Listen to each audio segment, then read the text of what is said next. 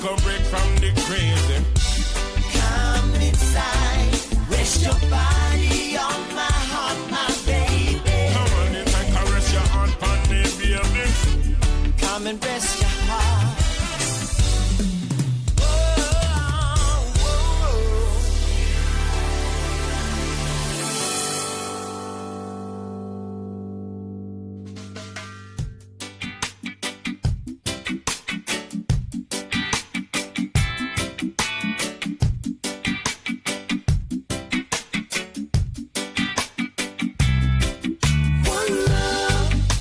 One love, baby, one love.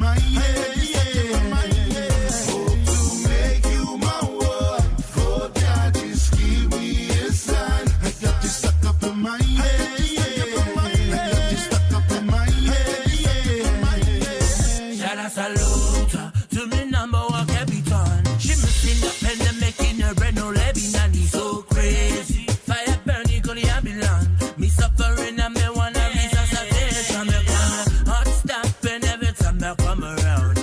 Flatline soon as I hear the sound. Stuck in me head like a tomb, spreading out like a rumor. Taking me down like a puma, eating me up like a kuma.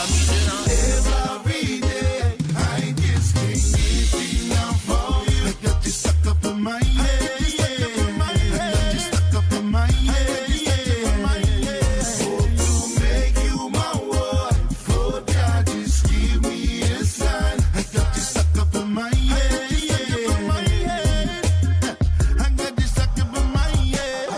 Give you anything you want, everything you need. The beauty, intelligent, kind of woman that I see. Every day's a blessing when you walk on the scene. Stuck on my head 24/7. Every day, I just can't get enough for you. I got you stuck up in my head.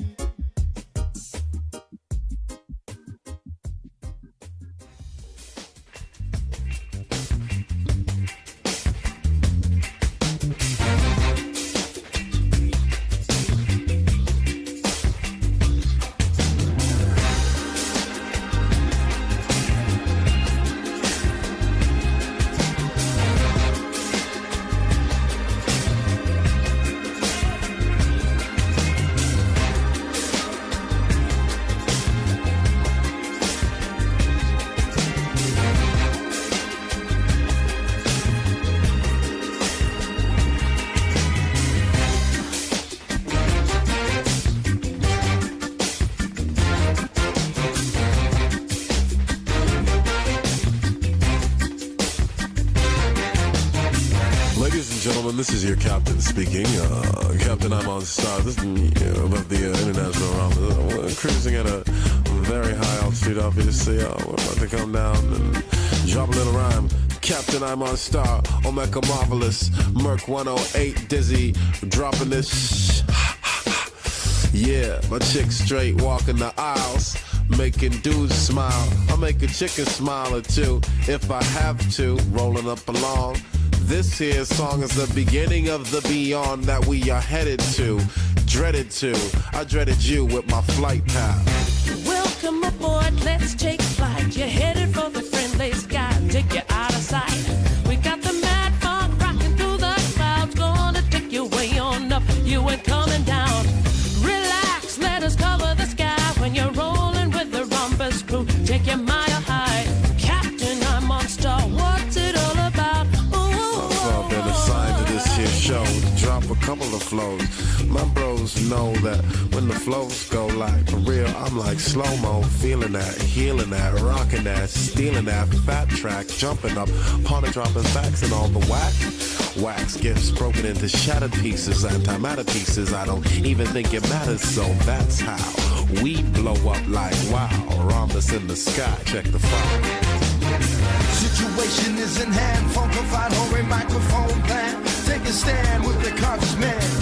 Lisa T with a soulful voice. Mountains and trees and magical noise. I'm a Pacifica people integrated. This rhyme spaceship has an integrated space within it.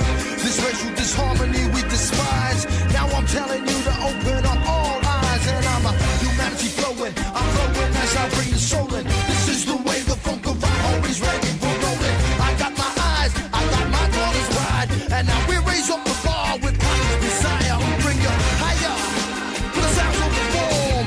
Higher, you're informed on the spaceship we born. Higher, we take you to the sky born. These are the flavors we know since I was born. I'ma take you higher, for the sounds that we know. All day, all over prophecies ready to show. I'm gonna take you higher, on the funkified tip. I'm on star, Lisa T with the funkified homie ready to rip.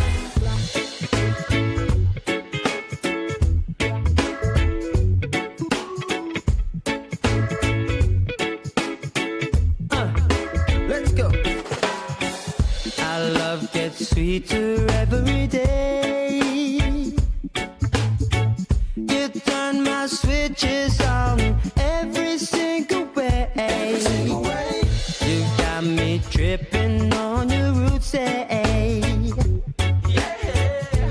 got your love, I feel you're my only remedy. No matter what the time of day, I'm gonna stop what I'm doing. I've got a tracking edge away. I'll be there in your time for your love. I'm falling for you, and I hope you're falling too. So just take my heart, and I'ma show you what we're gonna do. You got me saying ooh la la la la la, yeah. Ooh la la la la la, yeah. It just gets sweeter every day.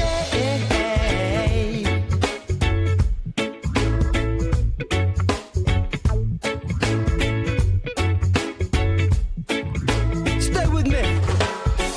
Now there's no need to search and find.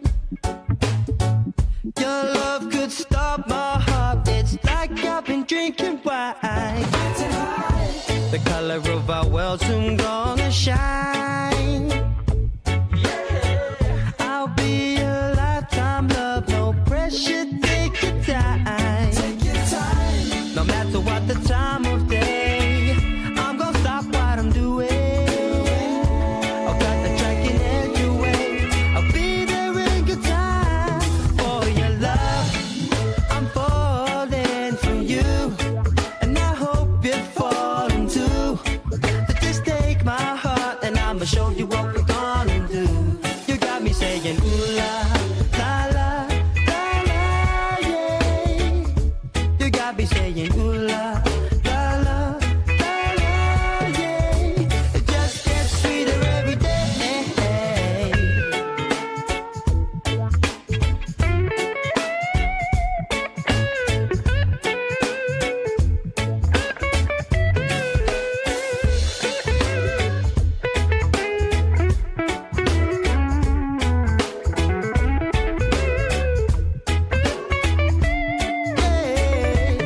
On your love, I'm falling for you, and I hope you're falling too.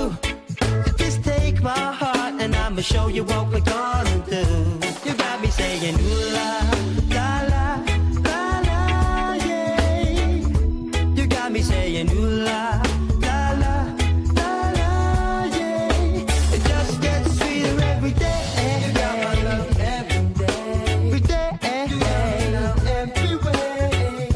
You got my love every day. Every day. Every day.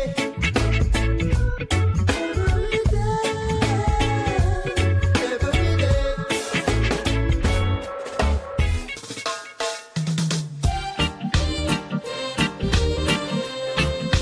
Oh yeah, I love the way you love.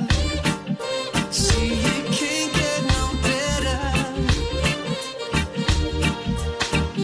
No, no, no. Talk about a blind shot, baby. You come from out of nowhere, it's on my heart. Oh girl, you got the kind of love that makes the sun shine that much brighter. Pull up your lighters, go ahead and let 'em burn bright if you know what I'm talking about. And one in your life who makes everything right. Everything right. Know you've been hurt before. It don't matter. I know I've been hurt before. It don't matter. Baby, all that matters is how we feel when we're together. Let's wait in heaven, 'cause this love can't get no better. No, this love can't get no better. Can't get no better. No, no, what we got, what we got. This love can't get no better. Can't get no better. Chick.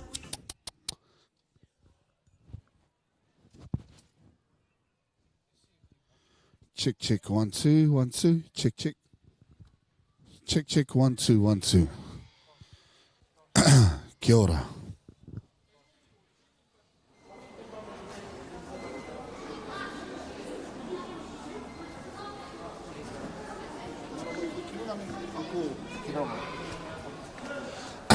Akati kirunga kia ora tātou. Kia ora tātou, ku whakarau i ka mairaro e te tūnui o tēnei whare o tātou. Ki te whakanui tēnei kaupapa, nui whakaharahara, aha ko ngā pēhitanga o te korona, ako hoki mai. Engari kātika me whakatūwhere ngā huatanga, i runga i te kōrero me te karakia, o reira ka huatu te rākau kōrero ki tō tātou papa, ana pa otumi. Tēnā koe pā. Ai, kia ora tātou. Kare tēnei ki te hihia, ki te kōrero roa. Engari ko tōna kaupapa ki te hiki tea tātou o tātou nei whakaaro ki te atua o ngā atua, te kaiho mai o ngā mea katoa mai te rangi ki te whinu. Ka tika ai te kōrero. Mā ngā rōpū e tū kai runga i te atāmira, ko ngā mokopuna, ko te hunga rangatahi. Mā tātou nā mea pakeke ngā mātua hei tautoko tēnei kaupapa whakahirahira mo tātou i tēnei rangi. Nā reira i raro era nā tikanga o tātou nei tupuna mātua, tēnei te mihi tonu ki tō tātou maunga e tūake nei. Ka tika, rā te haiata tākina mai i te ripa te tara ki tauhara. Nā kua whiti mai te rā, kia whiti ki te ora ki a tātou. Nā reira i raro era nā tikanga no, tēnei te tukuna atu te rākau, ki tō tātou nei tamaiti, tō tātou nei mokopuna, mana hei karakia mō tātou, i raro era nā kāwai, o tō tātou māngai, kia ihoa o ngā mano. Nā reira, huri noa, tēnei te mihi ki a tātou.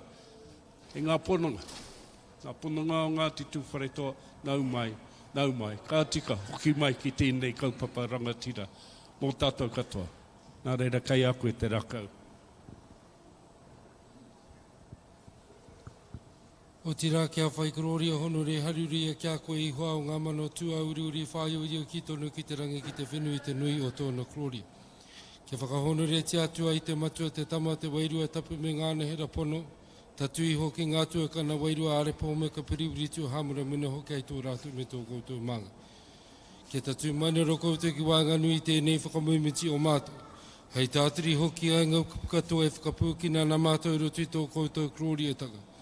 Arara ko koutou neo ki te tīmatanga me te whakaotinga, mai o a mātou e tumuna ko atu nei i roto i tō koutou kororia-tanga, ko te māngai kei roto hei tautoko mai, aia nei, ake nei, aia.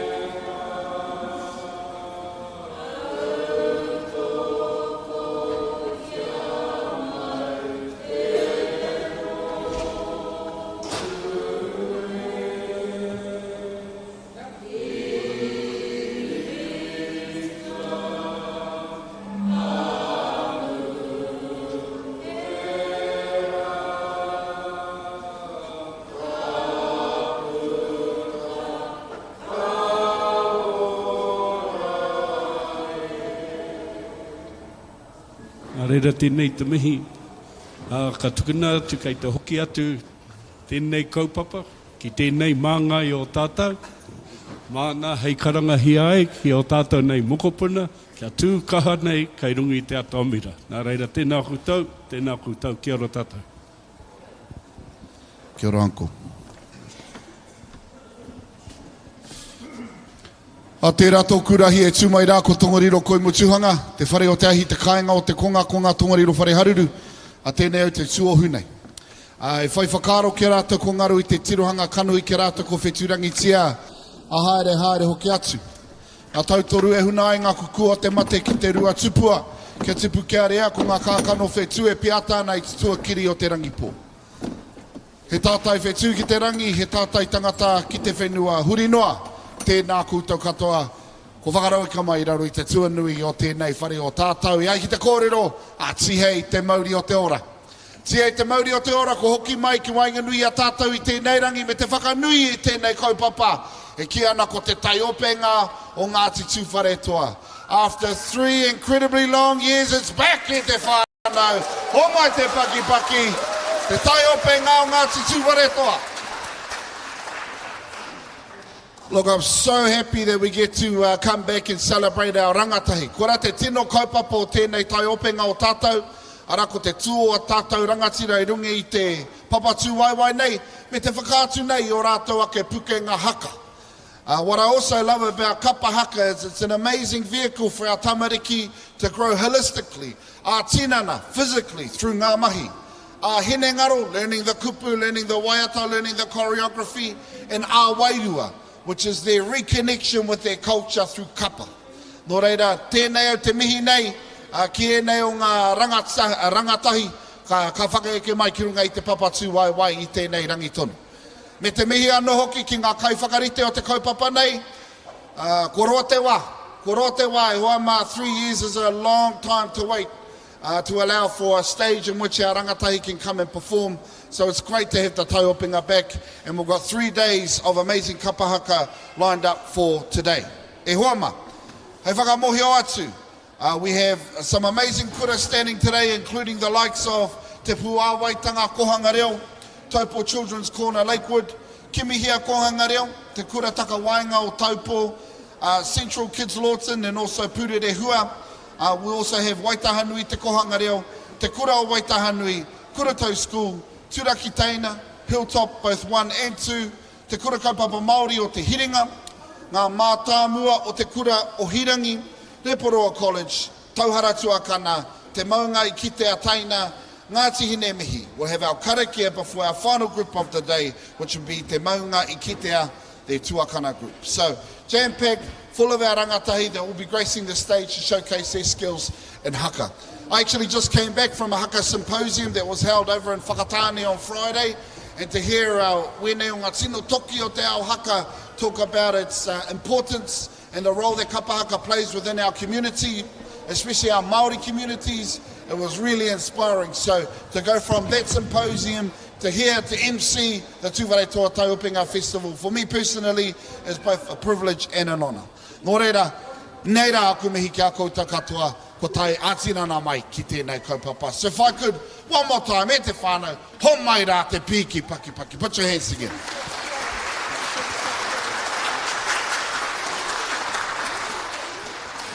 Kapai, well, look at that. We've even got a time up on the screen there. Yeah, so that time is to tell me when to be quiet. Kia ora. Tēnā koe te taima. Me mihi ana. Okay, kapai. It's time for us to introduce our first kapa about to come up on stage this morning. E ai ki te kōrero. Anei mātou ngā tamariki, ngā mokopuna o te kohanga reo o te Puāwaitanga. Kei konei mātou ki te tautoko I tēnei kaupapa, te Taiopenga, hei whakanui I a tātou ngā raupu o Ngāti Tūwharetoa. Ara, ki te whakapiki ake I tō tātou Māoritanga, reo Māori hoki. Nō reira e te whānau, tēnā, ho mai kua te paki mo tēnei kapa, ara ko te Puāwaitanga, kohanga reo.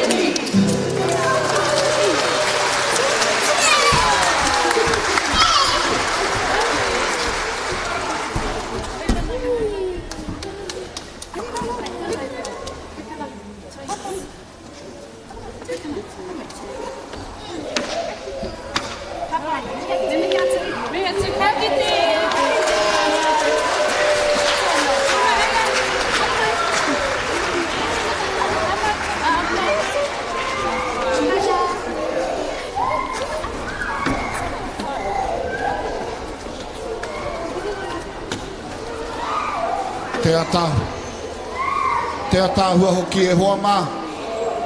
Me mihi ka tika ki e nei tamaiti pao, ko hara mai nei te whakanui te Taiopenga o ngā Tūwharetoa e te whanui. One more time, please put your hands together for te puawaitanga ko Angareo.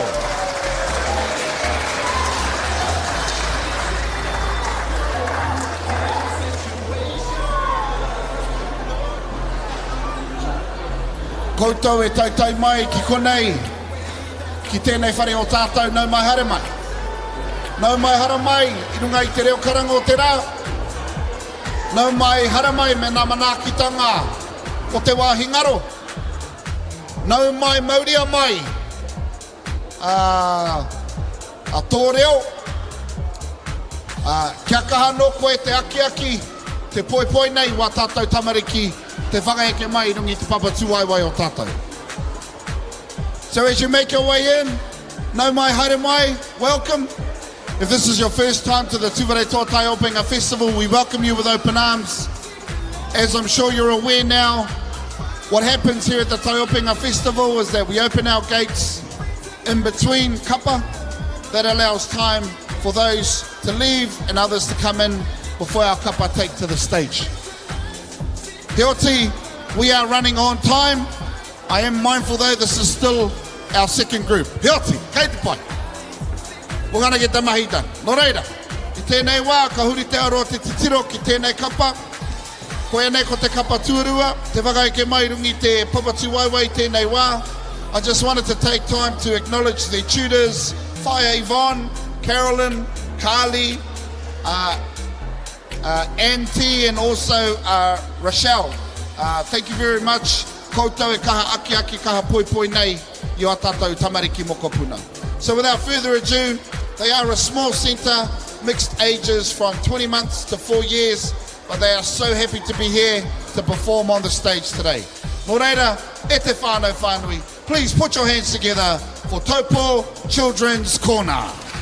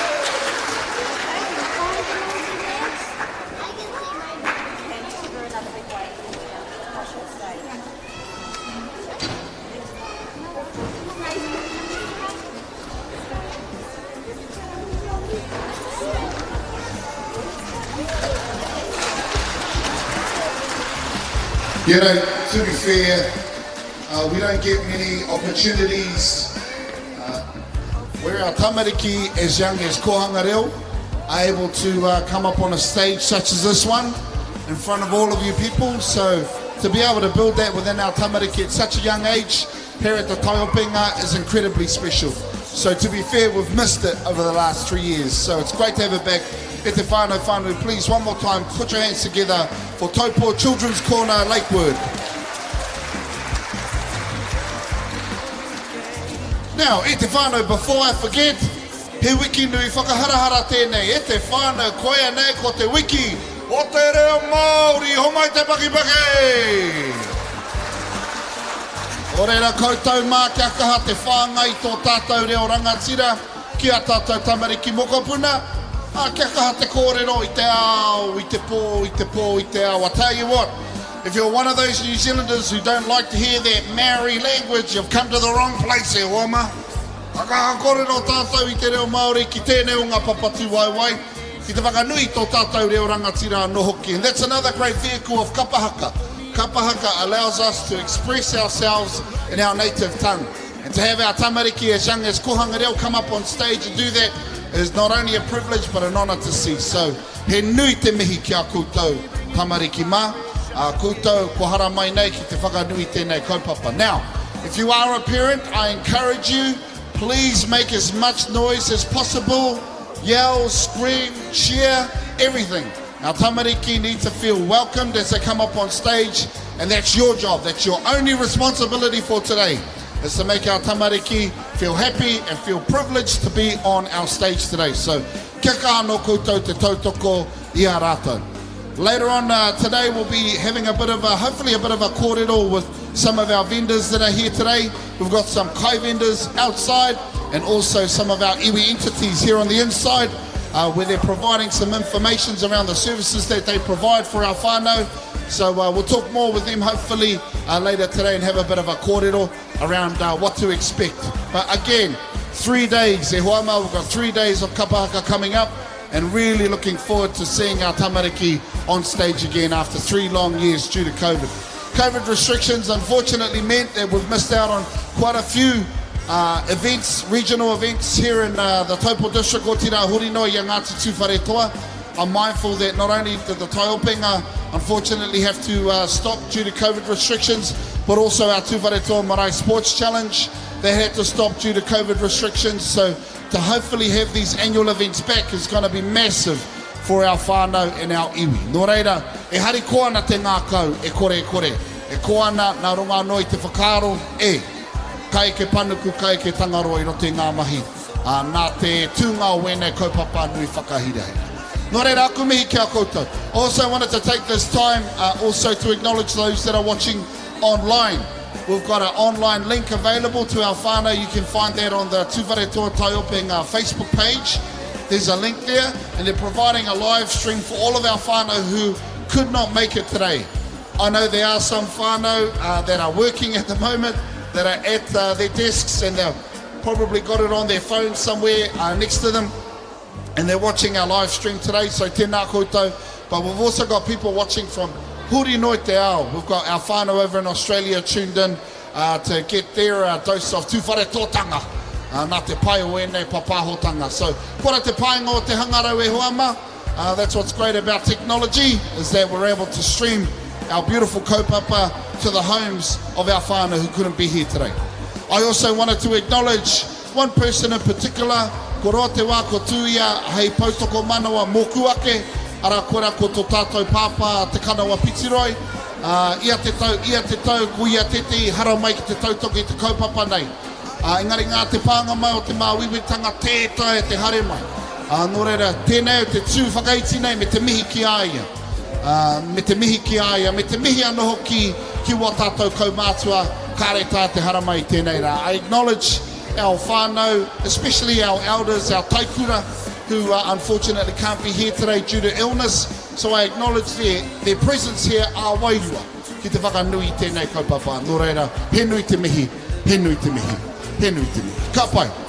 I tēnei wā, me huri te aroaro o te titiro, ki tēnei kapa, kai te whakaeke mai tēnei wā, me te mihi anō hoki ki ngā kaiako, Ara ko Mania Chase, Noid, Noaria, Kapua, e nā te whānau Henry, me te mihi anō hoki e ai ki te kōrero, kai muri te marae o Rauhoto, kei te taha o te awa o Waikato, ko nuku hau te turanga waiwai, nau mai, kake mai, ara, ko te kohanga reo o Kimihia.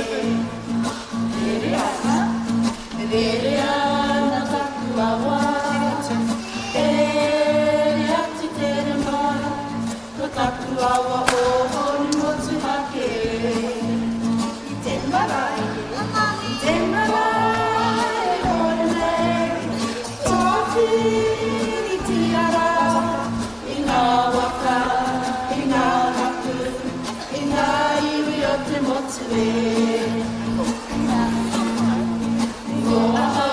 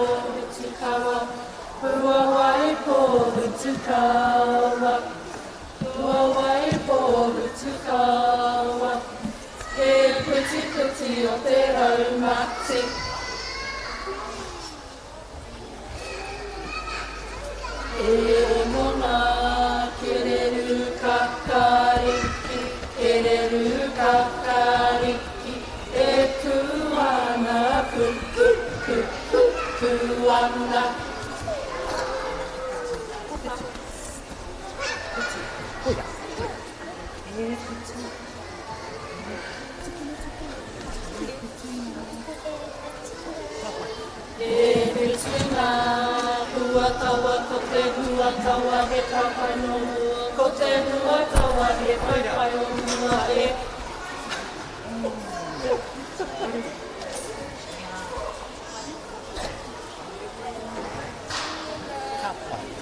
E warunga, pui ke koki korangi, pui ke koki korangi e tūtū ana e whakapiri ana e.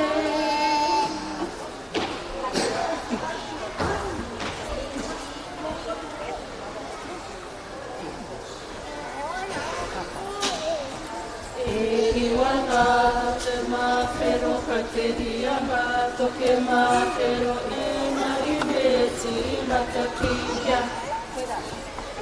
Koira, hake kau, te aha, te kauna huakaraka, e reka te huakaraka, ka hore e ka, te kātu i te kauna huakaraka e.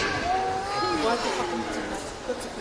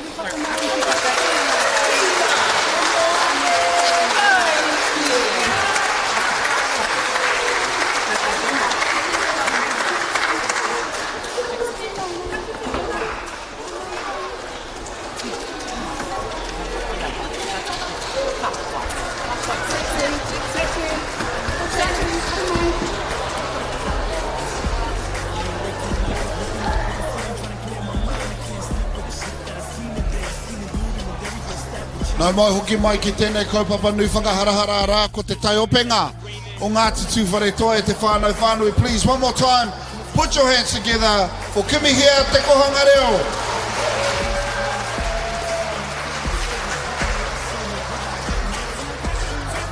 Tēnā koutou e aku pēpi pāpāo, and as you make your way into the event centre, e te whānau whānui. No mai, haere mai. No mai, haere mai, and if you can, make sure you get to your seats as quickly, as quietly, and as efficiently as possible. We at Te Whānau are running bang on time. So, a bit of a warning, make sure that whānau arrive early. So if you've got whānau that are travelling from afar, that are here to come and be a part of Te Taiopenga o Ngāti Tūwharetoa. Their group is scheduled to perform at a specific time. Make sure those whānau are here, ready to go. Kapai, because we are, once again, running on time. So, koe whakamā, tuku karere atu ki a rātou. Don't be shy to send them a text, send them a lazy PM or a DM online and let them know, hey, if you want to watch your tamariki, be early. Kapai, kia moata to tainga mai, so that you don't get locked out. And as you make your way in, I welcome you with open arms to the Taiopenga o Ngāti Tūwharetoa. Our Taiopenga festival has been laid dormant for 3 years due to COVID. It is so good to have it back. We kick-started at 9 o'clock this morning, bang on the dot, and we are currently running on time. Nō reira, e mihi ana kia koutou te whakaeke mai ki runga I te papatū waiwai, ki runga ki tēnei kaupapa I tēnei rātonu. As I speak, our next group for today is making the stage. And as we can see, with them comes a whole lot of supporters. So tēnā koutou huri noa, nau mai, hoki mai, ki tēnei kaupapa o tātou.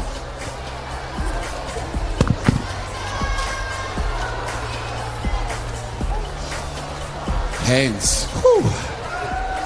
That would have been an expensive drop. Anyway, kapai. So, e ai ki te kōrero. These are our students from Taupō Intermediate School. Approximately 130 regular members who meet on a Friday each week for a practice session during the day. This is our performance group, with the rest of the school expected to know and understand and perform the waiata. There are 600 students at Taupō Intermediate School, so quite a large kapa haka group.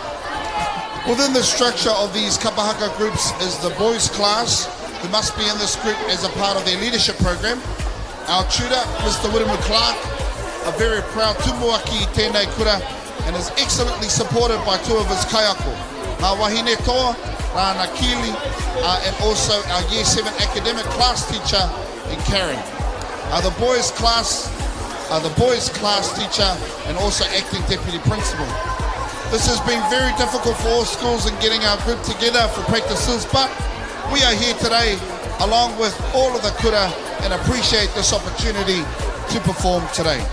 Ko te manu e kai I te miro, nō nā te ngahere, engari ko te manu e kai anei te mātauranga, nō nā te ao. Nō reira, huri noa, tēnā koutou, e te whānau. One more time, please, put your hands together for te kura takawainga o Taupō.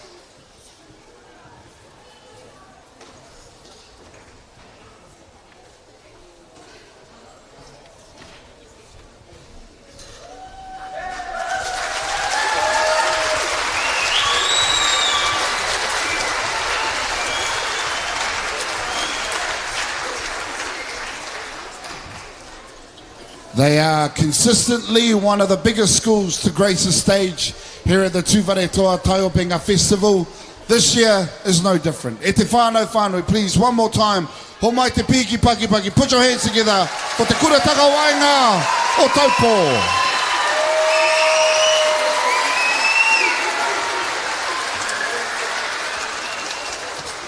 What an absolutely fantastic turnout for day one of the Tūwharetoa Taiopenga Festival. We have 3 days of this amazing kaupapa to share with you, and we are also sharing this kaupapa online for our whānau who cannot make it today.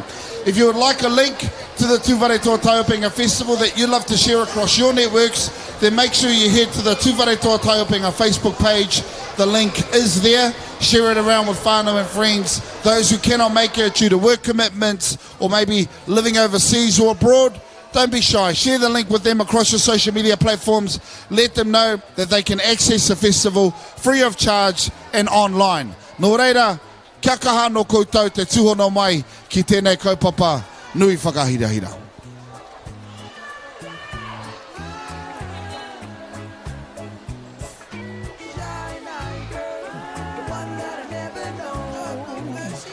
Just so you're aware, e hoa mai, and as I mentioned before, we are running on time, e te whānau.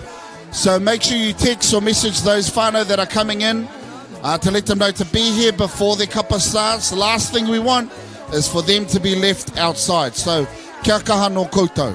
Also, just some housekeeping. Obviously, if the fire alarm goes off, please make your way to one of the entrances or exits and make sure you move in an orderly fashion. I'm also mindful that this is the only avenue in which whānau can come into the event centre, and the far right hand side to your left is the only avenue in which people can get out. So, kia kaha koutou, and be mindful of those around you. But yeah, he me kawana. And a big thank you to everyone coming in to celebrate the Tūwharetoa Taiopenga Festival today. E kora te puna o mihi e marari, engari ia ka toto moa ke tonu atu, tēnā koutou katoa. This week is also Te Wiki o Te Reo Māori. What's great about the time... Yeah, why not? Te Wiki o Te Reo Māori, ho mai te paki paki e wa mā.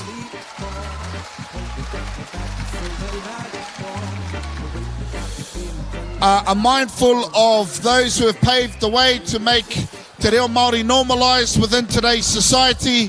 50 years ago was the signing of Te Pētihana Reo Māori. And kei te kite tātou I ngā hua I nei rangi tonu. With the establishments of Taiopenga festivals, kapa haka festivals, Reo Māori events to help encourage and nurture te Reo Māori ki roto I o tātou tamariki, ki roto I o tātou mokopuna. So tēnā koutou, and I acknowledge those who have paved the way, those who have worked tirelessly to help us normalise te reo, revitalise te reo, and make sure it's heard in all facets and in all corners of the world. So I encourage all of our whānau here today, if you are a fluent speaker of Te Reo Māori, or even if you are learning Te Reo Māori, kia kaha te kōrero. Use the Taiopenga Festival as an opportunity to practice your Reo Māori. Ka pai, no matter how big, no matter how small, kōrero hia tō tātou reo rangatira. Kapai e te whānau. Our next kapa that is about to come on stage today are really excited. I kite au I a rātou backstage. They were excited. In fact, I think the only nervous ones were the teachers. But anyway, a big thank you to the tutors who are all of the kaiako. The Aikite Kōrero this year at Lawton, we have chosen to explore the meaning behind our waiata we perform. We have chosen local waiata, horomatangi, which we have learned through the Tūwharetoa Knowledge Project. Matua Snow and the Taupō Events Year 9 Māori Performing Arts Ropu have also been supporting us on our journey, and our tamariki have absolutely loved having these tuakana to learn from. Through our daily practices, we have grown bravery, excitement and participation in order to perform to our whānau here today. So without further ado, e te whānau whānui. They're excited, I know you're excited, so please put your hands together for Central Kids Lawton.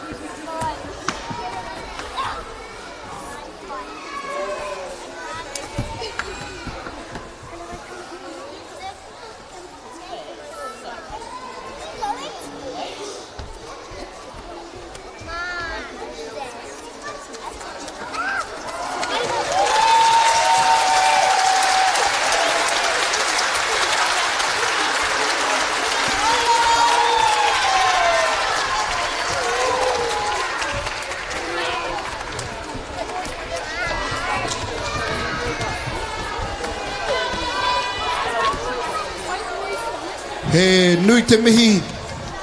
Kia matua Snow and the Taupō Nui Atia Year 9 Māori Performing Arts Ropu. They've been supporting them. And kei te kite rā no i te piki ngāke o te kaunga o ngā mahi haka. Nō reire te whānui, please, one more time, put your hands together for Central Kids Lawton.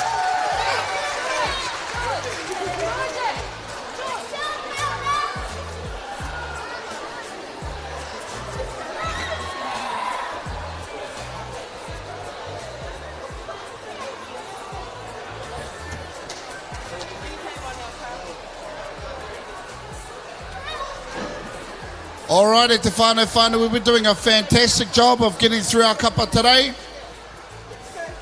We are sticking on time and to budget, which is fantastic. Nō reira e mihi ana. E hehi ana te whai wā me te tukumi kia koutou. Ko tau mai nei tēnei rangi. Koutou I tau mai wiwi, mai wā. Ki te whakanui te kaupapa nei, kore te puno mihi e mimiti. Just taking time to acknowledge all of our whānau who have travelled from afar to come and support today's kaupapa. Absolute pleasure having you here today. Nō reira, tēnā koutou katoa.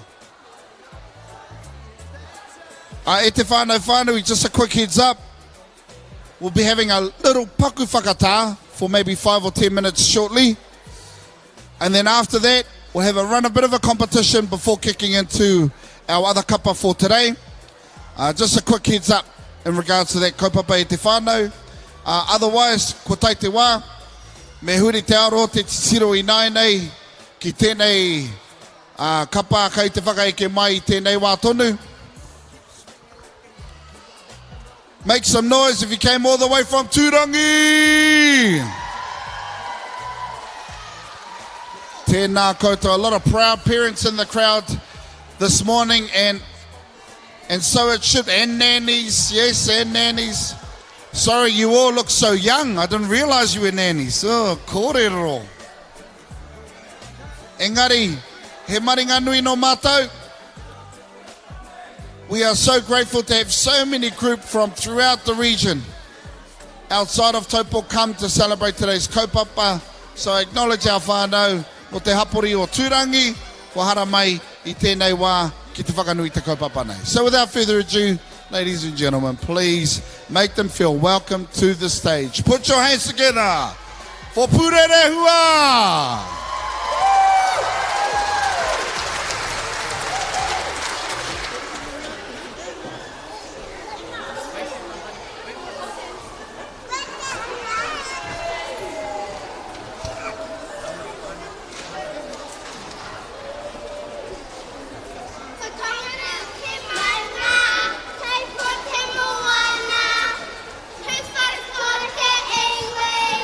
Ko hei he te tangata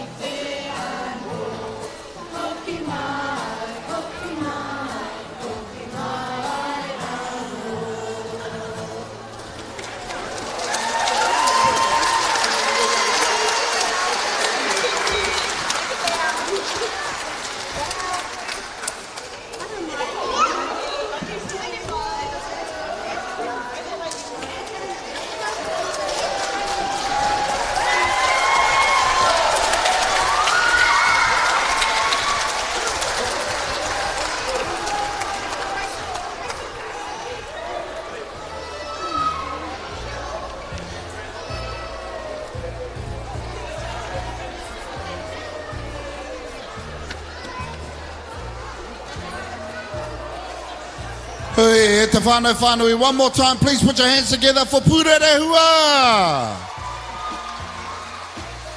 All right, just a quick reminder. For those of you who are leaving, you can't go out that way. Parents, sorry, you have to go around. Again, parents, if you can make your way around after your kid performs, that would be great. Thank you very much.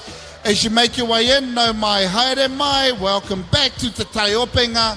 After a 3-year hiatus, we are back at Te Whānau, and we have had such a wonderful morning this morning. Te kite i ngā kapa, te whakaeke mai rungi te papa tūwaiwai i tēnei rangi. Great to have our kapa haka here today, supporting the kaupapa. Right, as I'm sure you're aware, this week is Te Wiki o Te Reo Māori. Homai te paki. Nō reira, kia kaha koutou te whāngai i tō tātou reo rangatira. Now, here on stage with me, I have my handsome son. Everyone say, kia ora, wiramu.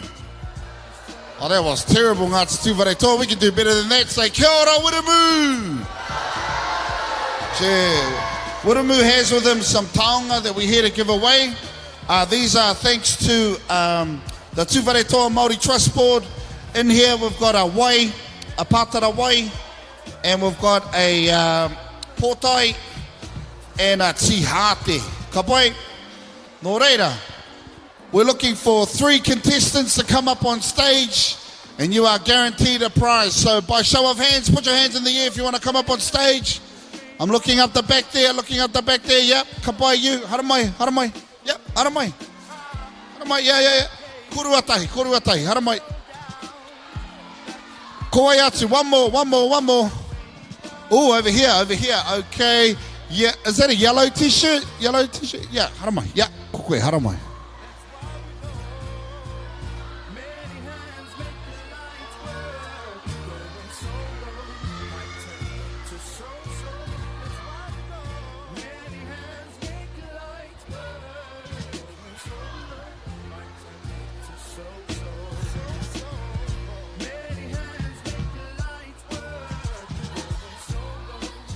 Ka pai. Ho! Hika! Ka pai, bro. Haramai ki konei, e tuki konei. Stand over here.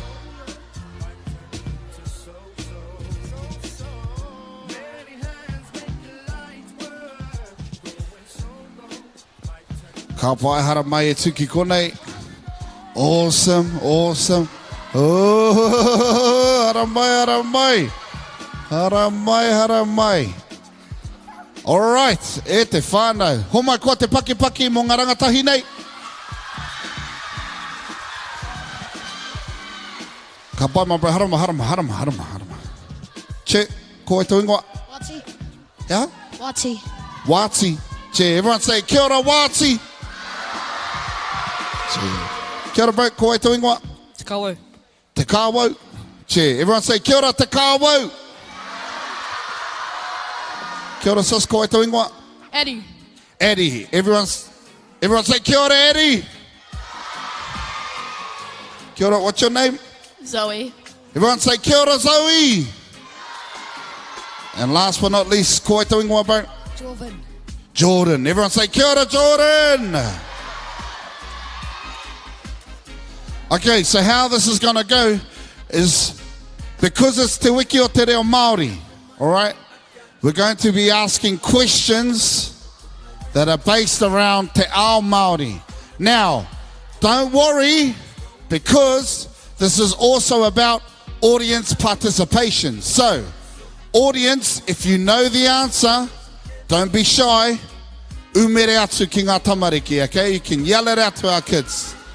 Ka pai, we ready? All right, come over here, bro. Here we go. Pātai tuatahi. There have been 2 Disney movies that have been translated into Te Reo Māori. Can you name one of those 2 movies? Lion King. Kei te tika ia. Te arawa mihi mai rā. There you go, bro. O mai te paki. Ka pai, pātai tuarua. If Lion King was one of the 2 movies translated into Te Reo Māori. What was the other one?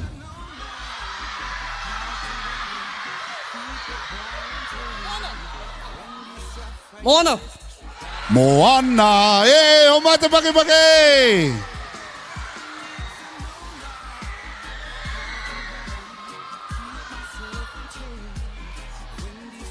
Ka pai. All right. Nei rā te pātai. There is a 3rd Disney movie that is currently being translated into Te Reo Māori and will be released at a later date. Can you name that movie?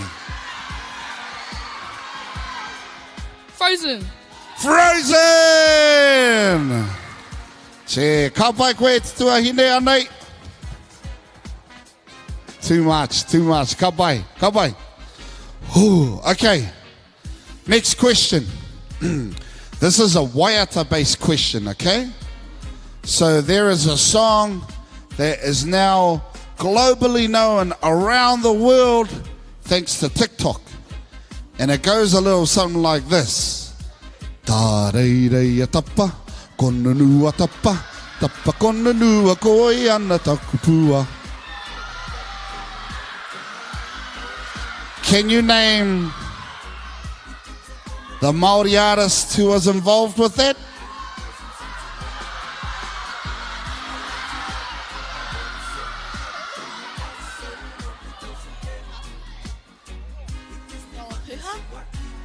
Rob Ruha? Yeah! Me te kapa o ka hao. Ka pai e te tuahine. Humai no te paki, please.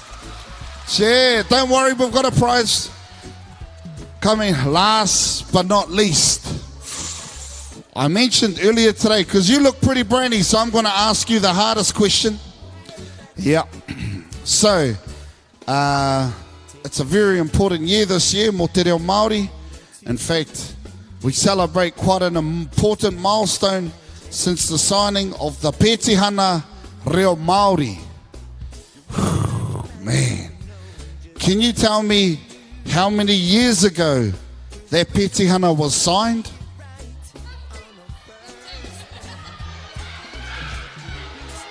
How many years? 15. Out loud? 15. 50? Yeah, he said 50! Hey!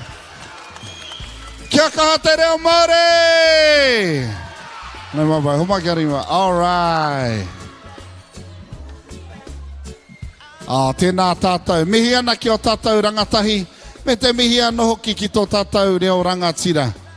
I'm incredibly proud of our language.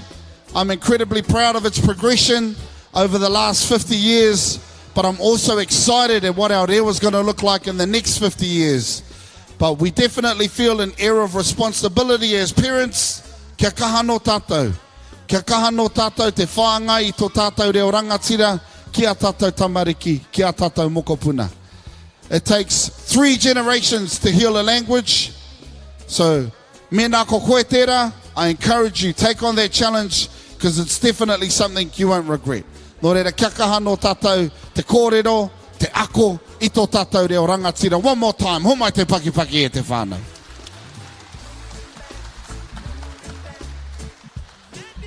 Kapa e huama. Well, we're going to have a brief interval. We're actually ahead of time.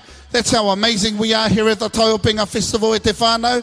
So at bang on 10 minutes. In 10 minutes time, we'll be back, and we'll be back with our next kapa. And so a big mihi out to our whānau e Waitaha Nui.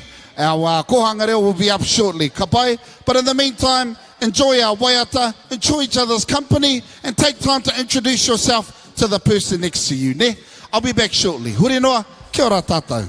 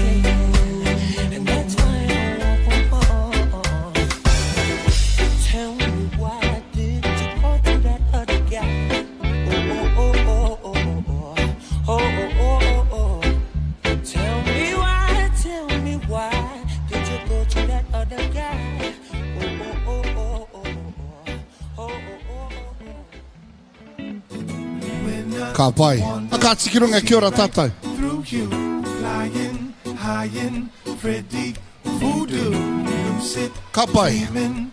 All right, just some quick housekeeping e huama. Don't forget as you make your way into the event centre, no mai haere mai.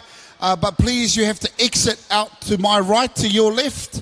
So as you come in, please don't try and leave the way you came in or try and sneak behind the curtains here. We've got Fire Mal at the back there playing security guard. So again, if a whānau could please make their way out to my right, to your left, that would be great. Just into the exit in the far corner of the event centre.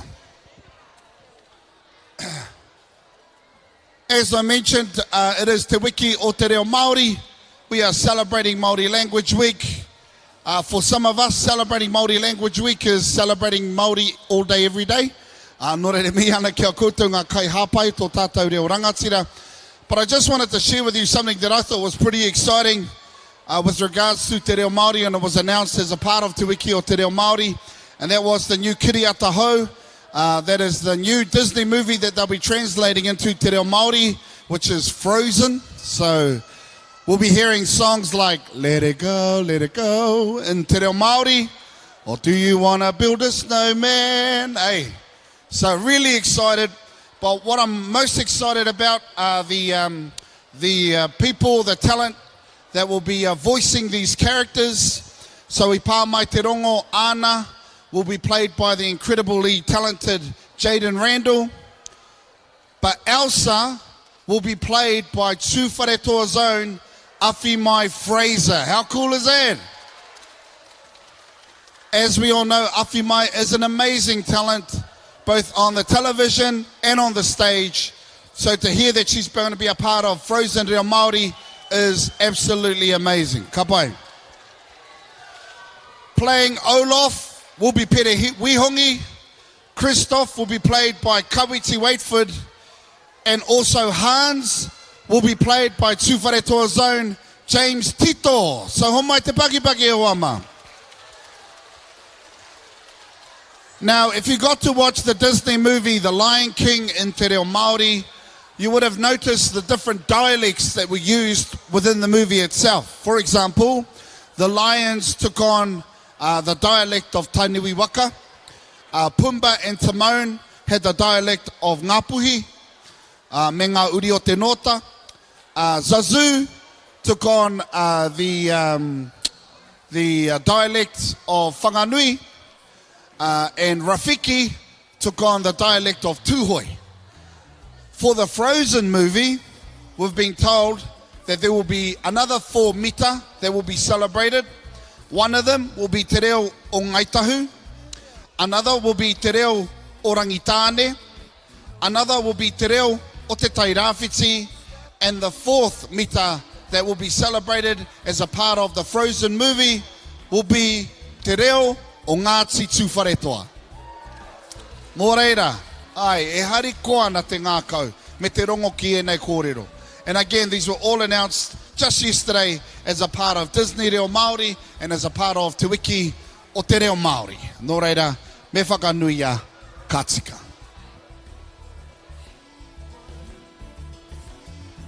I would also like to take this time to pay homage to those who have sadly passed on. It's been 3 long years since we last held our Taiopenga festival, which was in 2019, and since 2019 we have lost some amazing stalwarts of Te Ao Māori, some amazing contributors, those who stood as pautoko manawa mō ngā hapumaha o Ngāti Tūwharetoa. Nō reire e whai whakaro ki a rātou kua ngaro i te tirohanga kanohi. Nā tautoru e hunai ngā kuku o te mate ki te rua tupua. Kia tipu kia rea ko ngā kākano whetū e piatana i te tuakiri o te rangipō. Engari he tātai whetū ki te rangi mautonu, he tātai whakapapa ki te whenua, tātou e pai nei e mihi kauana, tēnā koutou, a mauri ora kia tātou katoa. All right, now that we've had a little break, we're really excited about the next segment of the Taiopenga Festival. We have some amazing kura coming up, including the likes of Te Kura o Waitahanui. Kuratou School are here to celebrate the Taiopenga, Tūraki Teina, Hilltop. They have 2 kapa that will be performing today. Te kura kaupapa Māori o te hiringa, ngā mātāmua o te kura o hirangi. I also acknowledge Reporo College, Tūwharetoa kana, ngā maunga I kitea teina, Ngāti Mihi. We'll have our karakia to finish the afternoon before our final group who will perform. I know that sounds a little bit mixed up. Usually you wait until the last group has performed before doing our karakia whakamutunga. But what we've found in the past is that everyone tends to leave straight after the last group and don't tend to hang around for the karakia whakamutunga. So it's something a little different. The second to last group is when we'll have our karakia while everyone is present. Then after the last group, ko wā te tātou te haere, te hoki ki wā tātou nā kainga.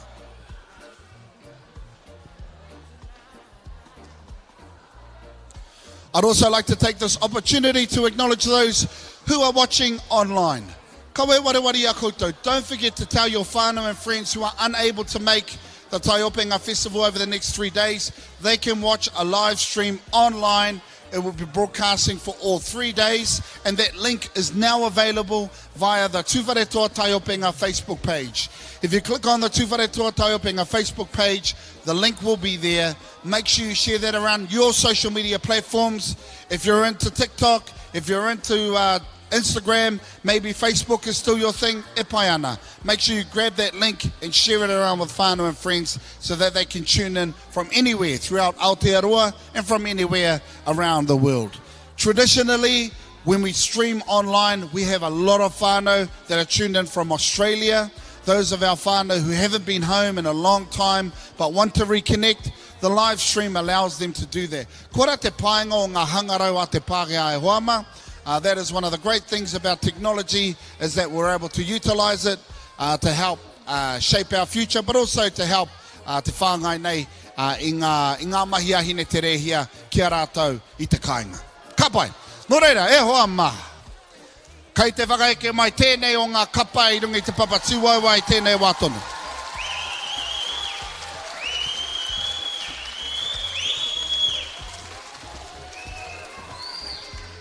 Already they've started the taka here and the performance hasn't even begun. E wama, he tohu pai tērā. Nō reira, kia kaue tōro hia ngā mihi. You know who they are, so please put your hands together. Ho mai te paki paki, mo waitaha nui te kohanga reo.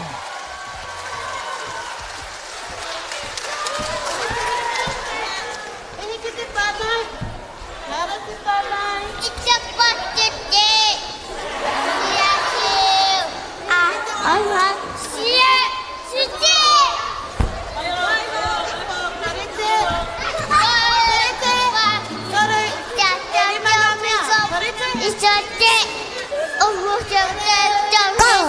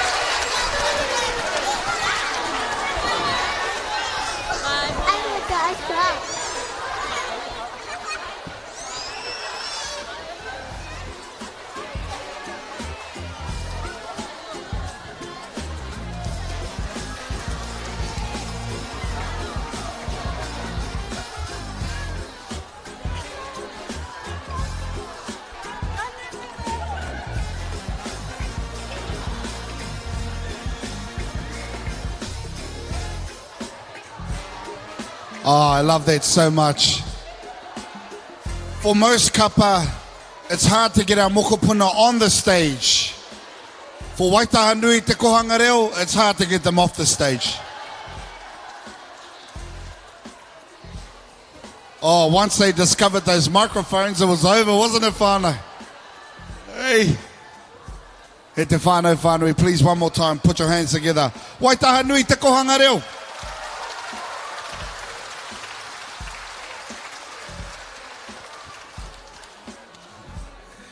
He mihi mana hau tēnei kia koutou. Ko tai mai wiwi, ko tai mai wāwā. Hi te whakanui te kaupapa nei. E kore te puna o mihi e tāharahara. Nō reira, tēnei au te mihi kia koutou katoa. Ko tai mai nei I tēnei rangi. Thank you so much for coming to celebrate the Tūwharetoa Taiopenga Festival. 3 long years and we're back. Bigger, louder and prouder than ever. So this is a 3-day event. We've got 2 more days to come. Nō reira, kia maia e te whānau, kia maia. But we're really looking forward to our kapa akaneka that will be gracing the stage throughout the week. We're really looking forward to it. Kapa, a big thank you to our iwi entities who are here today as well. Just from what I can see, mihi nui ana ki Tūwharetoa Māori Trust Board, akene ko te kapua whakapipitera, tēnā koutou, kia kahano koutou te haere. With our iwi entities being here, it's all about our whānau, giving you more information about the services that they provide. Kawe whakamā, hari atu ki a rātou, tuku nai ngā pātai. Ask questions and see how these services can help you and your tamariki and mokopuna. Nō reira, kia kaha koutou, te whakawhiti kōrero, whakaaro anō hoki. Kai wahora ara ko ngā toa kai. Outside we have all of our eating places. So make sure you get out there, have a bit of a kai and a whakatā with your whānau. But yeah, otherwise make sure you come straight back in here with plenty of haka to keep you entertained throughout the rest of today. Nō reira, e mihi kawana tēnā koutou katoa. Ko tāku anō hoki te hehe ana te tuku mei ki tō tātou areki, a tā tumu te heuheu, o tira te whare areki o te heuheu, i tau mai i te atanei, akene kei konei tonu rātou, e whakanui nei te kaupapa. Nō reira, ko tāku tēnei o te tōhu nei kei taku areki, e mihi ana, me tō whakarangatira i te kaupapa, i rangatira katoa te kaupapa, i tō tainga mai i tēnei rangi. Me te mihi anō hoki ki wā mātou kaumātua. Ngā taikura, ngā kaitiaki, o ngā mokopuna, e mihi ana ki a koutou. I am mindful it is harder for our older whānau to come to events like this, simply because it can be a bit of a tough drive or a whole host of myriad of different reasons. But to have our kaumātua here, is a blessing for sure. So I acknowledge our kaumātua, our taikura, tēnā koutou, ko hara mai nei, ki te whakarangatira i tēnei kaupapa o tātou. Kapa. It's time for us to introduce our next kapa, gracing the stage today. Me te mihi anō hoki ki ngā... E mihi ana ki ngā pauako o te kapa nei, ara ko Koro Kenneth Wall, rawa ko Whaia Terina Wall, ko ngā kaitātaki, ara ko Moirangi Wall, me Dimitri Rewita Tāhau.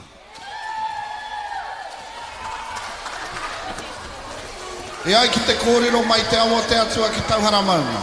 Ko Taupō te moana, ko Waitahanui te awa, ko Pākira te marae, ko Hinearo te wharekai, ko Pākira te tangata, ko Ngāti tū te mohuta te iwi. Nō reira e te whānui, o mai kua te kaha, te wehi, no tēnei kapa o tātou. Ara, ko te kura o Waitahanui.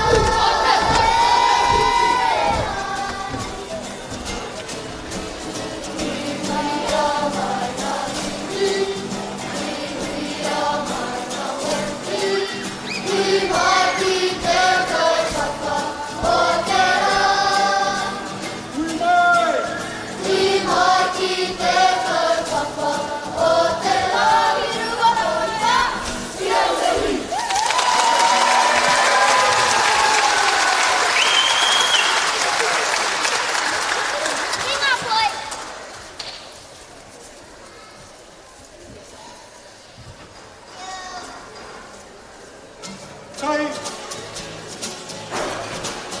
E ka no te pina.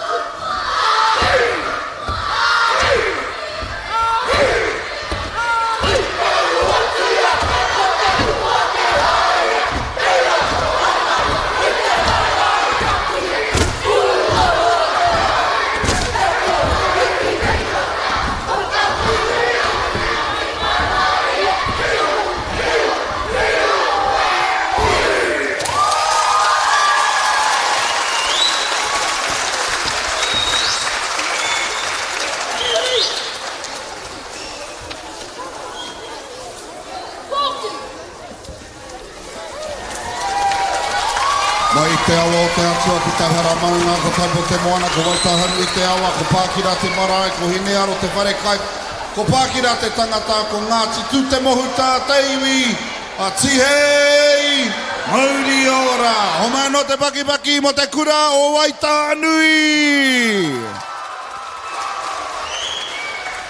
Kapa, if you're making your way out, if you could make your way out, just through to the right there, out the back by where the iwi entities are, to my right, to your left. And obviously as you make your way in, you're coming in from the left. So tēnā koutou, no mai haere mai, no mai piki mai, no mai kake mai. Ki tēnei kaupapa rā ko te Taiopenga o Ngāti Tūwharetoa.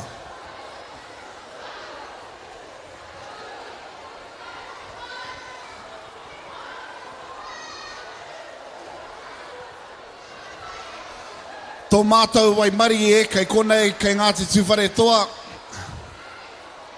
Arā ko ngā maunga tike, me tō tātou moana, e tau papapaunamu ana, ki wahora. Here in Ngāti Tūwharetoa, our landmarks create a natural marae. Ka tū ko tauhara, te pātū watawata, te tomokanga o te iwi, hei momo waharoa, ara ko Taupō moana, te huinga o ngā roma, te kōpua kā napa, that's our marae ātea. Ka tū ko pihanga, hei reo pohiri, hei kai karanga, ara ko ngā kāhui maunga, a tongariro, rua pehu a ngā ruhoi, ara, koe rā te pai kōrero. Nō reire e mihi ana ki tēnei rohe o tātou o Ngāti Tūwharetoa. Mai te mātāpuna ki te hiku ai. Nō reira koutou, e whakaraui ka mai nei, i raru i te tuanui o tēnei whare o tātou, e mihi ana tēnā koutou, a tēnā tātou katoa.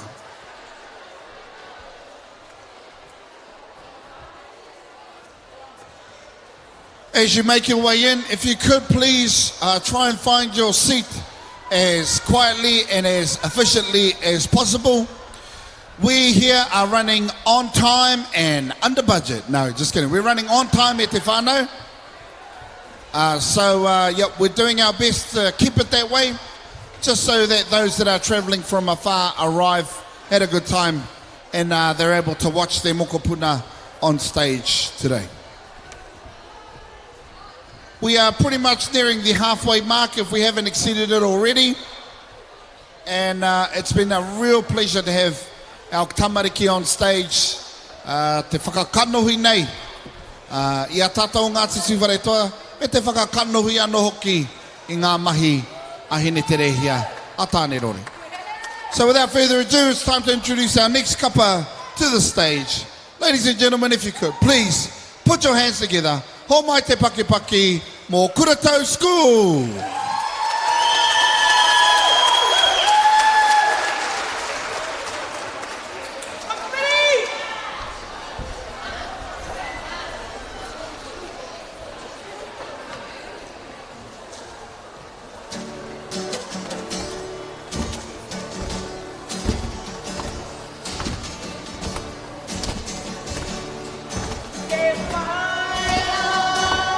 Ko te whaia,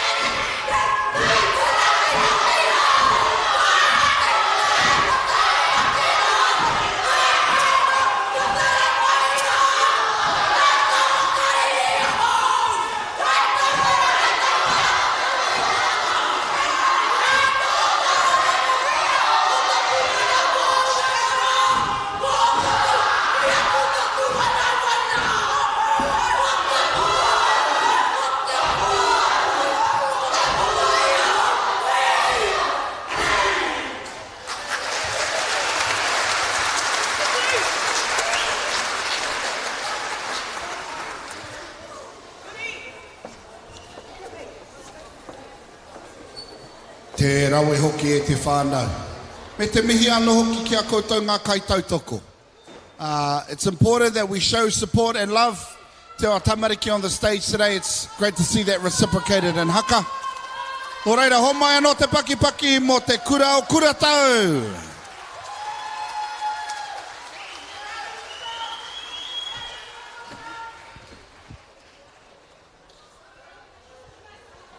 Okay, mātua mā. Mātua mā. Mum, dad, nanny, koro, auntie, uncle. We have a child here. I think Stevie. Stevie, is it? Ah, ka pai. Ooh, you're lucky we're about to feed her up with lollies and chocolate. So just so you're aware, Huama, if one of your tamaiti goes missing and they end up backstage here, what we end up doing is we end up feeding them with heaps of lollies and heaps of chocolate. So that as a punishment, when you take them home tonight, they'll be hypo and won't go to sleep for ages. Ka pai?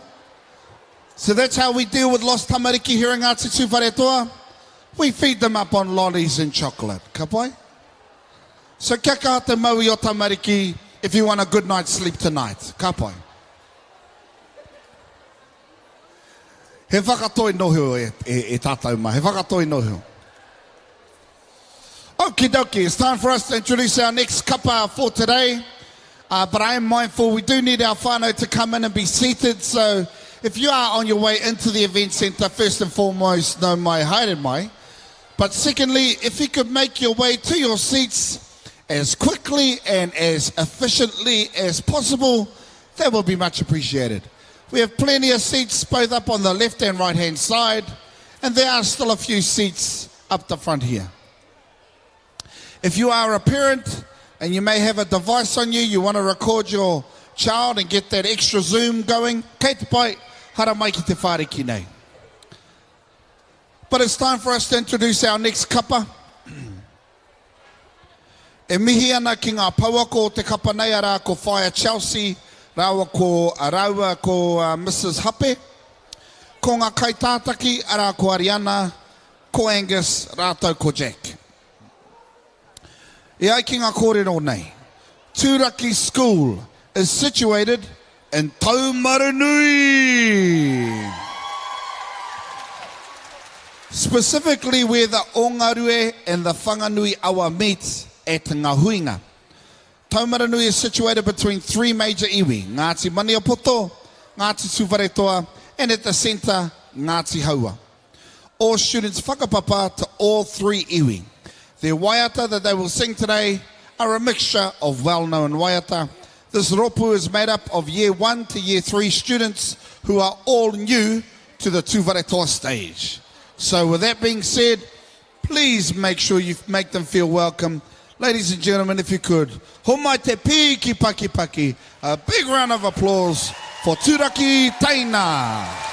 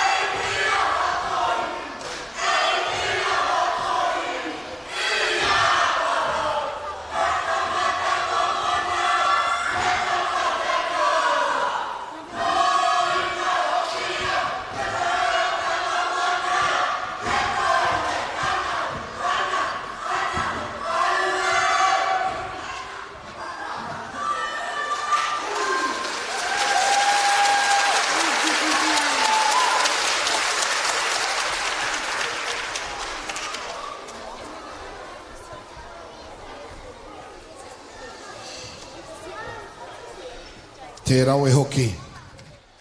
Me mihi ka tika ki tēnei kura no taumara nui, ko hara mai nei ki te tautoko i te kaupapa o te Taiopenga. One more time, please put your hands together for Tūraki Teina.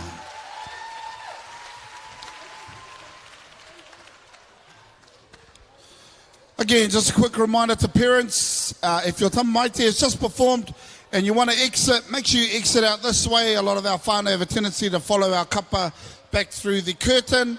But no, carry on around, and then obviously you'll pop out on the right-hand side there. So, in that corner of the event centre here in Taupō.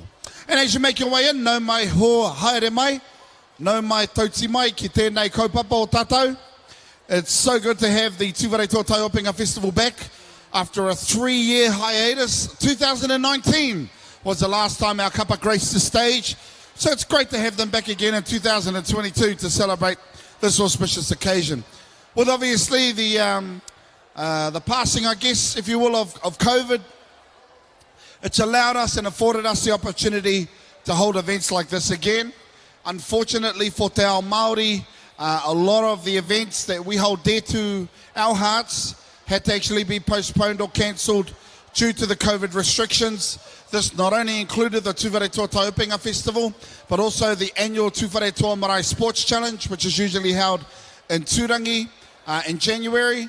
Not only that, but also regional and national kapa haka competitions that our rangatahi participate in. Unfortunately, due to COVID, they've had to whakakorengia. So it's nice to, I guess, get back to some sort of semblance of normality and the reintroduction of these kaupapa back into our community. So I'm excited. Hopefully you are excited too. E te whānau homai te paki, how are you feeling today? Woo! Right. So you're not that excited, are you? Okay, kia ora. No. One more time, how are we feeling? Homai te paki. That's better. Love it. And what makes this week even more special is that it is Te Wiki o Te Reo Māori.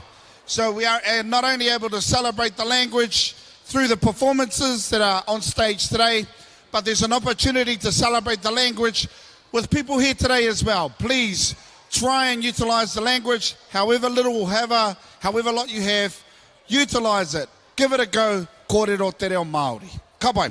I tēnei wā me huri te aroaro te tiro, ki tēnei kapa, kei te whakaeke mai runga i te papatū waiwai, tēnei wā tonu.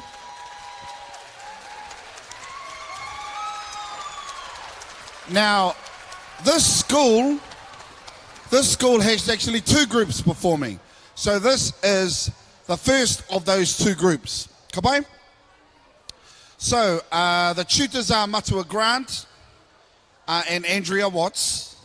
Ngā kaitātaki include Minnie, Pippa, Aria, Anaya, Harper, Oakley, and also Riley. Ka pai? They are here to entertain you, and they are teina between the ages of 0 and 4. So without further ado, please, ladies and gentlemen, put your hands together. Homai te paki mō te rōpū o Puke Taumata Teina.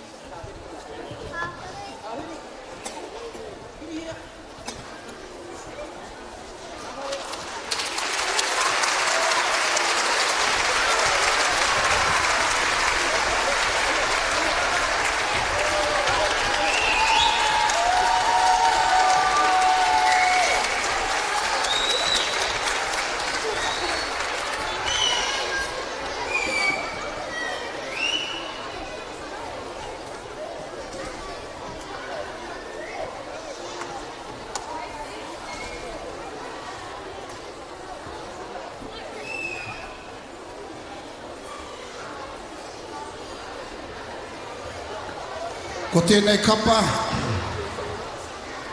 ara ko te rōpū puke taumata taina. They are years 0 to 4 from Te Kura o Puke Taumata o Hilltop School. Really excited to be here. They've had some amazing year 4 leaders. Te whānau and kaiako are so proud of them all.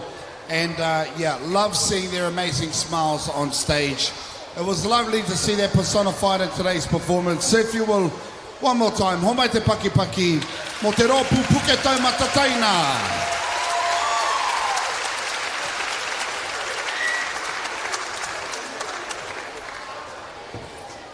As you make your way in, again, I ask that you try and move through the crowd as quickly and as efficiently as possible. We have plenty of seats just up to the left there and also on the right-hand side here. So if you make your way to your seats, that would be much appreciated. Now, continuing with the theme of Hilltop, this is our second kapa from Hilltop performing today. Engari, ko ngā tuakana tēnei. Big shout outs to their pauako, Matua Grant Hohepa and Andrea Watts. Ara ko ngā kaitātaki, ko Bianca, ko Cortez, Rato, ko Loki, Briley, Hui Harvey, Josie, Joshua, Jay, Pippi, Renee and also Naya. Iai ki ngā kōrero, te rōpū Puke Taumata tuakana from the Kura o Puke Taumata o Hilltop School. Really excited to be able to perform for you all today. They have a lineup of leaders who have been working hard to put their bracket together. Huri hia tō aroaro ki te rā sukuna o ātārangi kia taka ki muri ki a koe. Nō reira, e te whānau whānui. It is wonderful to have our Taiopenga Festival back after 3 years. Hopefully you've found your seat. And if you will help me in welcoming tēnei kapa to the ātāmira today. Please, ladies and gentlemen, put your hands together. Mo te rōpū Puke Taumata Tuakana.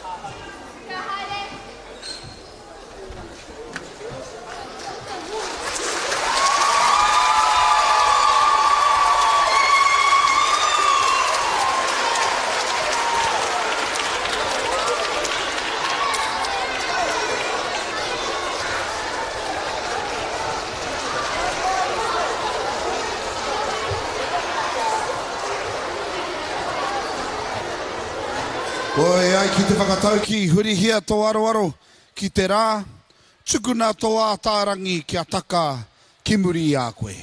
E te whānau, one more time, please put your hands together for te rōpū pukai taumata tuakana.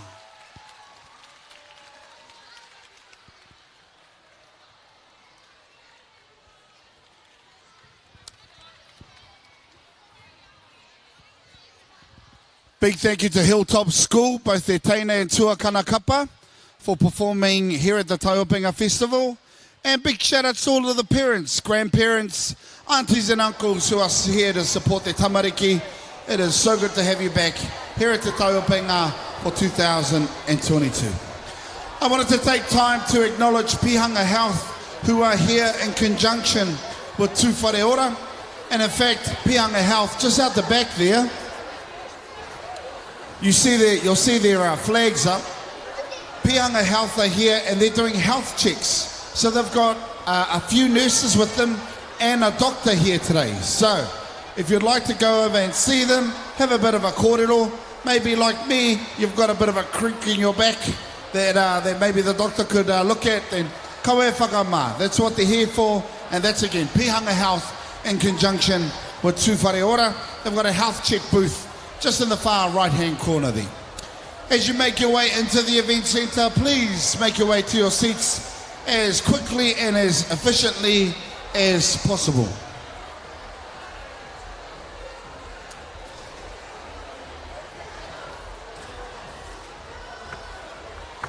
And don't forget, if you want to take time out, have a bit of a whakatā, maybe find a hot drink or a nice hot meal. Just outside of the event centre, there's a whole host of different kai stores. Make sure you head over, support our local vendors and purchase yourself something to eat or drink.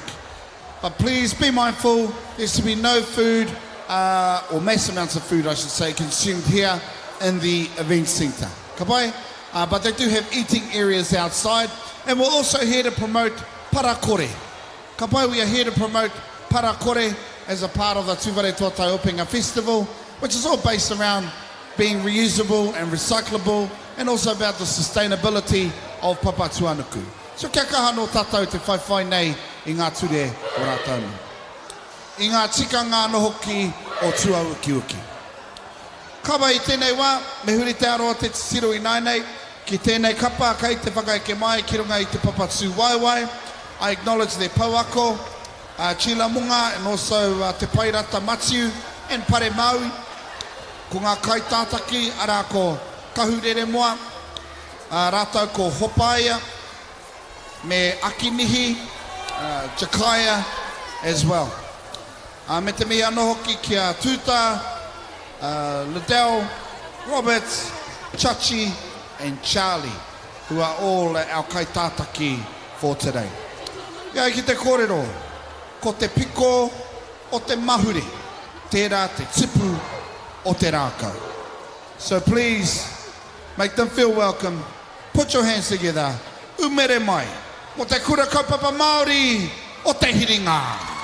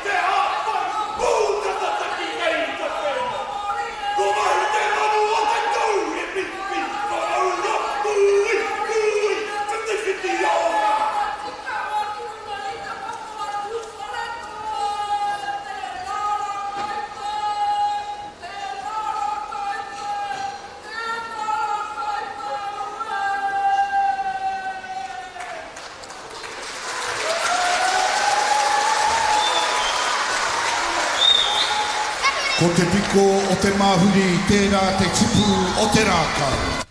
Tēnā umere mai mo te kura kaupapa Māori o te hiringa.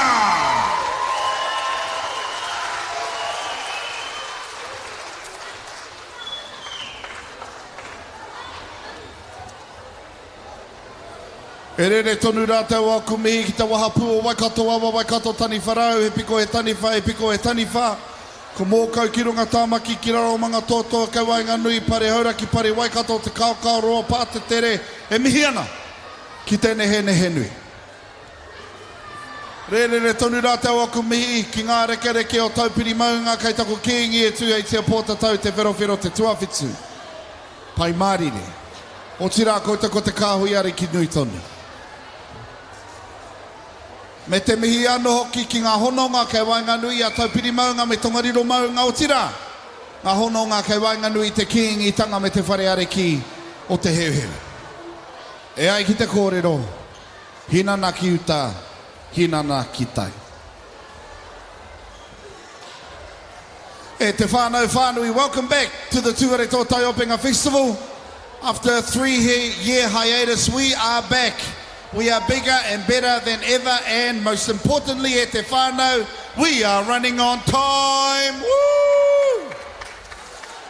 We are not only running on time, but we are also here celebrating Te Wiki o te reo Māori. Nō reira, kia kaha no tātou te kōrero, i tō tātou reo rangatira, i te ao, i te pō, ama te toenga o tēnei wiki, te toenga o tēnei marama tēnei tau, ano hoki. Engari hurino. Tēnā koutou katoa.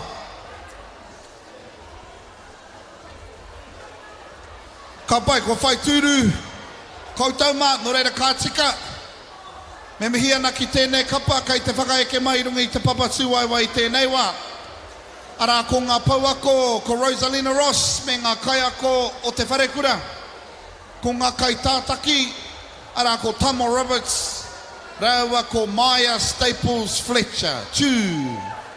That name sounds familiar. Ka pai. E ai ki ngā kōrero he rōpū tau tua iwa ki te tekau mā whitu tēnei kapa. Ka kaha whakaharatau i ngā waiata mo tēnei kaupapa mai te putanga mai o Matariki ki roto i ngā rangi tainua ki tēnei wā. Ko tō rātou tū, ko te tūata ne rore, te rere o ngā poi ara, ko hine te iwa iwa tērā. Ko te tehi o ngā kaupapa matua, ko te marau hau, ara, ko te ao haka, e ko tui ai i roto i ngā neke hanga. Ngā kare a roto, me ngā kupu o tēnei kapa. Ko te ingoa o te waiata tira, ara ko piki ake. Ko te whakaeke, he haka pōwhiri, ko te ingoa ko ngā hi o te rangi. Ko te pātere, ko te waiwera o Tongariro, ko te waiata aringa, ara ko tō ia mai. Ko te poi, ko te arawa, ko te haka, e hāngai puana, ki te māramataka Māori, ko te whakawātea, ara ko ngā kura āiwi, e manawa wera ana, he mea manawa wera ana mō ngā kura āiwi o te motu. He anau te whaiwā me te mihi anō hoki, kia koutou e mātaki mai ana marunga i au koutou i purangi ki te kāinga, kore te painga te hangarau e te whānauma. We're able to watch the live stream from the comforts of our own home. So I acknowledge those who are watching on the live stream from the comforts of their own house. Tēnā koutou.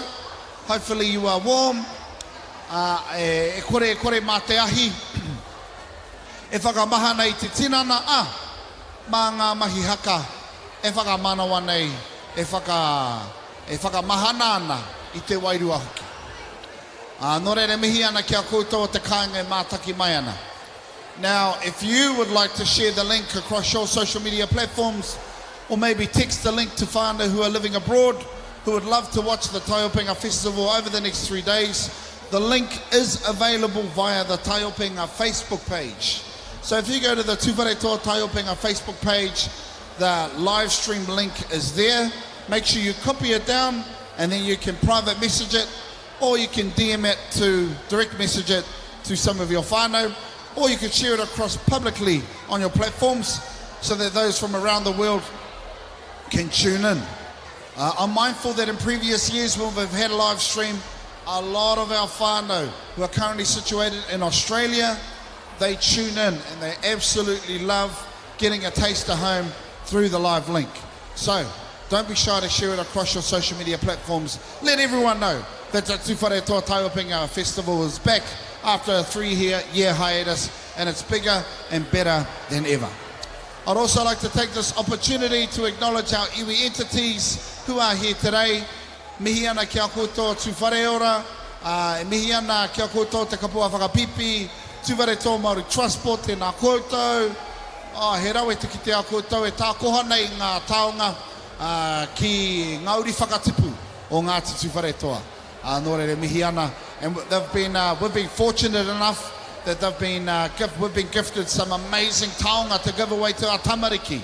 A big thank you also to the Tūwharetoa Settlement Trust, who just dropped off a whole bunch of peke that we'll be giving away over the next 3 days as well.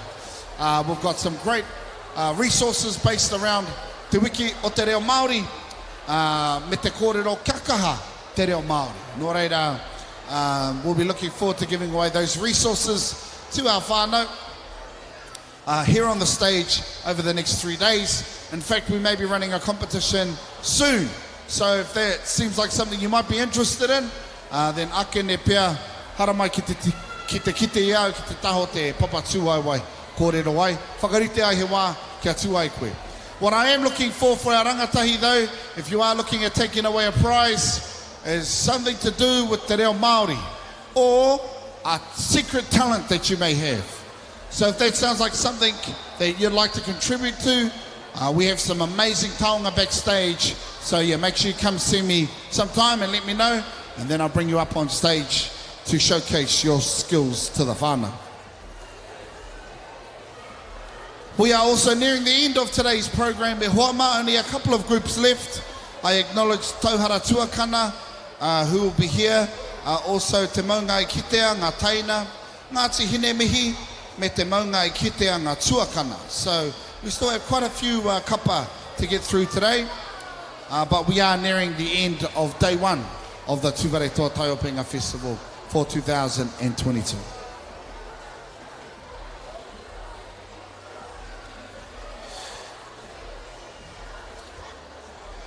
E te whānau, don't forget, in celebration of Te Wiki o Te Reo Māori, the Te Wiki o Te Reo Māori social media platforms are sharing a whole host of cool initiatives that have been introduced to celebrate Te Wiki o Te Reo Māori. I'm not sure if you've heard, but I need to give a shout out to Countdown Supermarket. They're launching the Te Reo Māori as a language option on their self-checkout machines. So if you go and select Te Reo Māori at the bottom of the screen, it'll change the text and voice prompters to Te Reo Māori. So next time you're in Countdown, e te whānau, make sure you give it a go. They've also announced the Te Reo Māori, the new Disney movie that will be translated into Te Reo Māori will be Frozen, and there's an amazing Ngāti Tūwharetoa connection there with some of the voices that will be voicing the Te Reo Māori version of Frozen, including Tūwharetoa's own Awhi Mai Fraser and also James Tito. And one of the 4 dialects that will be used as a part of Disney Reo Māori's Frozen will be Ngaitahu, also Te Reo Rangitane, Te Reo Te Tairāwhiti, me Te Reo o Ngāti Tūwharetoa. Those will be the 4 mita used as a part of Frozen Te Reo Māori in celebration of Te Wiki o Te Reo Māori. But just make sure you head to the Te Wiki o Te Reo Māori social media pages for more information. So without further ado, e te whānau whānui, nei rā, ko te kura, e whai ake nei, tēnei kura o tātou ko tai mai, ki te whakanui te kaupapa. Please put your hands together. Ara ko ngā mātā mua o te kura o Hirangi.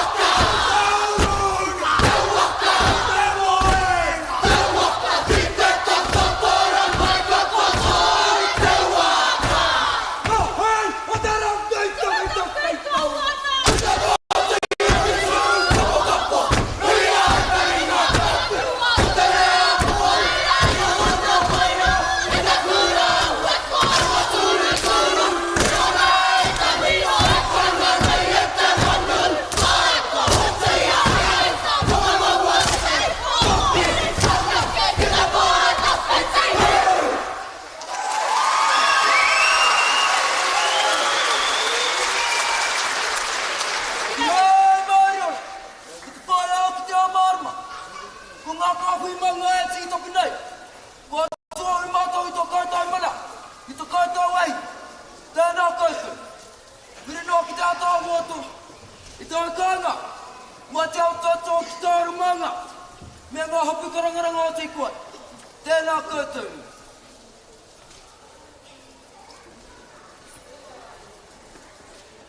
Ki ngā tini whetu, kua poroporo aki te ai te wā matariki. Rātou tonga mataki a rātou. Tātou tonga repa nei. Ko te tai ope, te tai nui, te tai pare, te tai aroha, kua kuro e tēnei e tātou. Ko te mi tēnei ki ngā tini kura, pōnga reo, me ngā wahia kua tō mātou rohe. Ki tō tātou ariki, te kai whakarito a tēnei kai papa motu ake. Mi moa aki a koe me tō whānau e pā. Rua tau kangaro i tēnei kai papa, i te matauru tātu take. Nō reira, ko tēnei mātou te wharakura, e tūrangi tira ki kōnei, ka noa ki ngā pipi pāpā o tō mātou kurai, ka haere i te prapare ka haere ake nei. Nō reira, ko taku whakamia whakamutunga ki a ngā tii karo, ki ngā wainunu i tapu erere ana, erere. Nā matu i rāia tēnei pātere i tito, i te tau, rua rau, te kaimā, kia whakarauaro i mai te kaupapa o te au haka. Nō reira, whakarongo mo oe, are mai rā. E wai. Pauri aku ka mau ki te kahurangi e tā papa hotu arangi a tāne piko ko kāre kei mawai ngā wai māni ki te tuhi whakatoa ko te apa petu ara kei poho.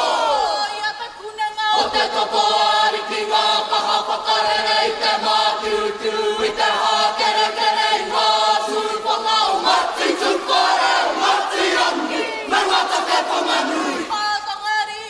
Ko ngā uruhoi, ko rua peru, ko te kawi mai ngai rarangi mai i te au i te pō. Ārere tonu nei, ko te ia tāpoko mai, te tauparai mane a mai e ngā koro e rangi tatu o ngā tuko maru ngā mimi ko hui mako e pāre moana ki wai te rau ki pāpā koe. Tū ia tanu tia, ki puke ana ke komanga te popoko tā, piti kuri ko tau rewa tai atu ki te mātā muri o oku pata. Ai ke atura, ki ngā wai ki kō manga muku a taka wairua waione nui wai. Pari a tangi kuru ngā pari te mako te kaha pāngai atura ko te unu kaura wai maruku ka hui a mana taura kune ki pai waru ka poka poka waru kua ko hawa ko tari ka pupu ko pokaka. Me arawatia, te ia tamaroa ko pepenui ko mimi tere kona tumai ana ki pura kai te whakara para paruka. Ko maunga rauka piri panga pura ko te umutai ko punga ko wako rena te wasipu a wanga nui. Aura ki ngā nai, taku mātai e te whakai hoko te terere kanga o whakapapa. Ui arawatia, ki poke ona ke ko wairere ko waipuna me tā whanui kārere ki papa manu ka whakapapa nui whakapapa i si waikare mahui a ki taranaki ko makari ka koa ko mangone.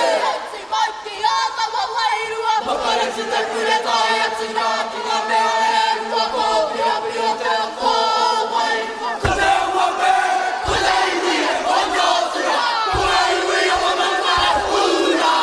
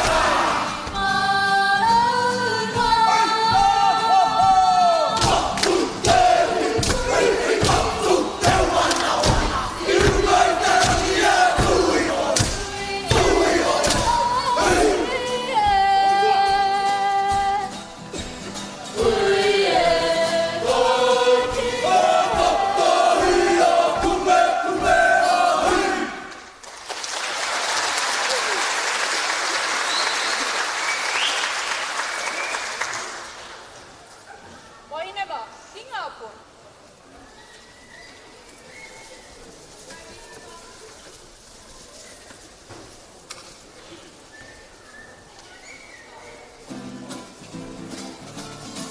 Kapon.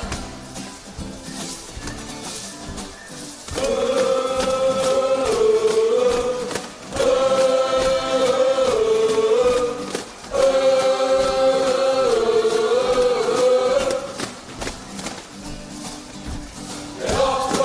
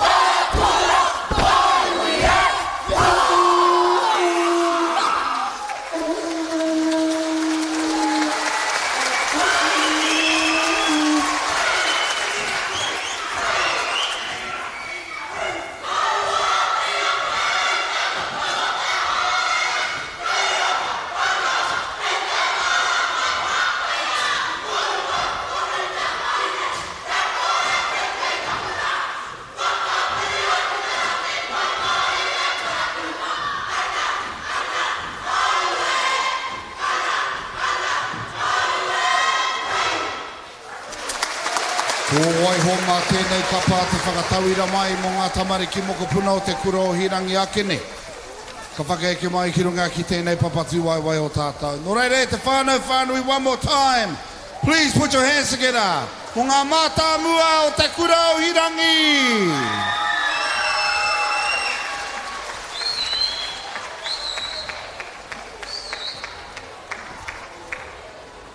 He miharo te mātaki atu. Te a tāhua hoki. E mihi ana ki a koutou te mātāpuna o Ngāti Tūwharetoa. Tēnā koutou te haramai me te whakanui te kaupapane. O tira tēnā koutou. Tēnā koutou whakake mai ki tēnei whare o tātou. Ara ko te Taupō Events Center kai kone mātou. E whakanui ngā mahia hine tere hia tāne rore. The embodiment of an art form that's been passed down nā ngātua Māori. Kia mātou ngauri whakatipu. And it's an art form that is celebrated here at the Tūwharetoa Taiopenga Festival and will be celebrated over the next 3 days. So big thank you to all of our kura who have already performed. We have 4 kura left, we have 5 kura left. And then that is day 1 of the Tūwharetoa Taiopenga Festival done and dusted. So as you make your way into the event centre, I ask that you find your seat as quickly and as quietly as possible. If you have devices and you want to record your tamariki, take those extreme close-ups of your whānau. The bottom carpet here is exclusive to parents of the kapa who are performing. So no mahara mai ki te whareki nei. And just a quick reminder, obviously you come through the left door and after your group has performed, if you want to leave, you head out to that corner, the right-hand side, your left-hand side, here at the event centre in the corner there. Just around by where our iwi entities are today.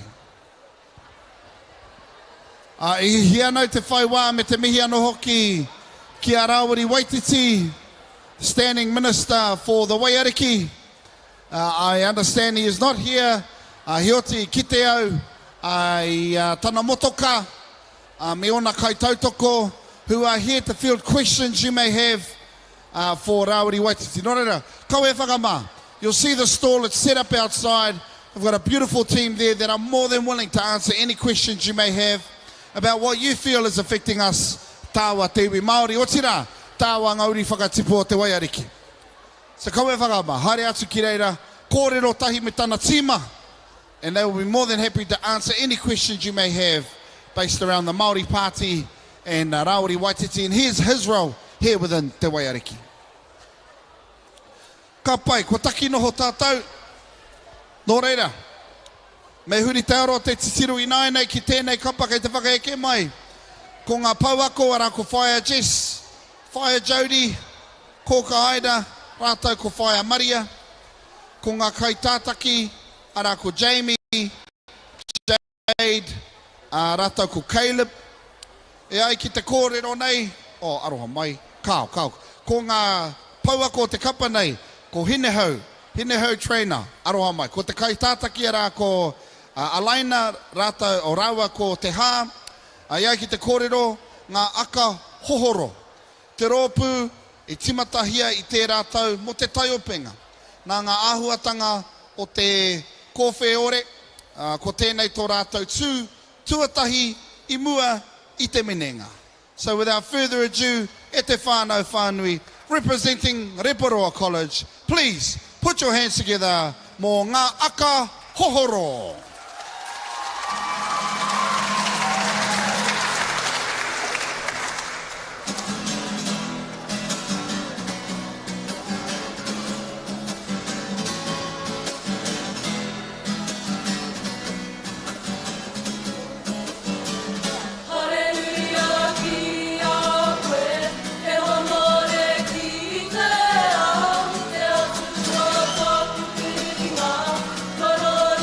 Ki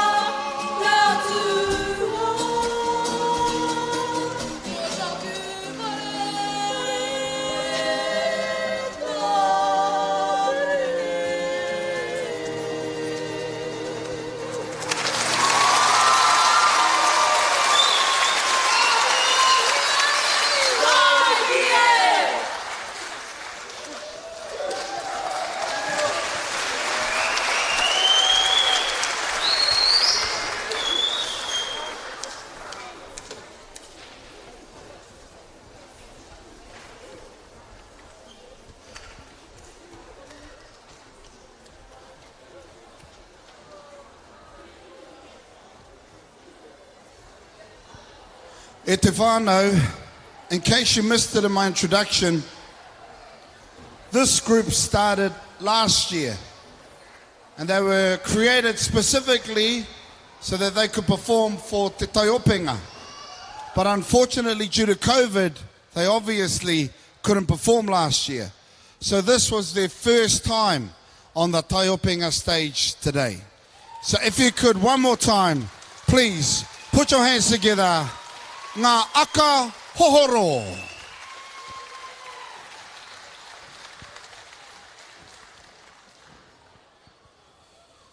Te atāhua hoki me te mihi ano hoki ki te paua ko te kapara, ara ko hinehau trainer, e mea ana, he mihi tēnei ki ngā tamariki o te rōpū, e whai kaha nei ngā tohu o te kaiako.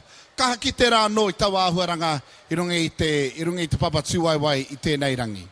So yes, I do acknowledge Reporo College, aha ko te raunga I tia haere, I tutsuki rā no I taratau tū I tēnei rangi. And again, another perfect example of numbers does not equal quality.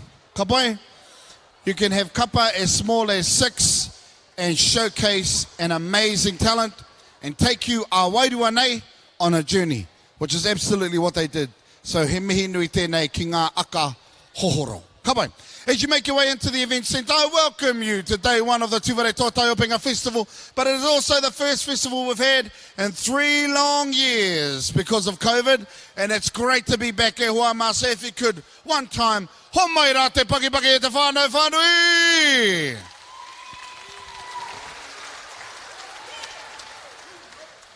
Koia nei hoki te wiki o te reo Māori. Nō reira, kia kaha te karawhiu I tō tātou reo rangatira ki ngā tōpito katoa o te ao. Kapa ina e nei, ko te kapa kai te whakaeke mai. Ko te rōpū tuakana tēnei o te kura tuatahi o tauhara. Ko te rōpū tuatahi tēnei o ngā rōpū o te kura. He kura auraki tēnei. Engari, ka tū te nuinga o tēnei kura I runga I te atamira nei, ia Taiopenga. He iwa te kau ngā tamariki I roto I tēnei kapa, he ono tau ki te iwa tau o rātau pakeke. E mihi ana ki ngā kaitātaki o tēnei kapa, ko e te o ngā waiata e waiata tia, e te ropu nei, no roto o ngā Tūwharetoa, engari, no ngā wāhi ke atu ano hoki. So without further ado, e te whānau whānui, tēnā, umere mai, mo tēnei o ngā kapa, ara, ko tauhara tuakana!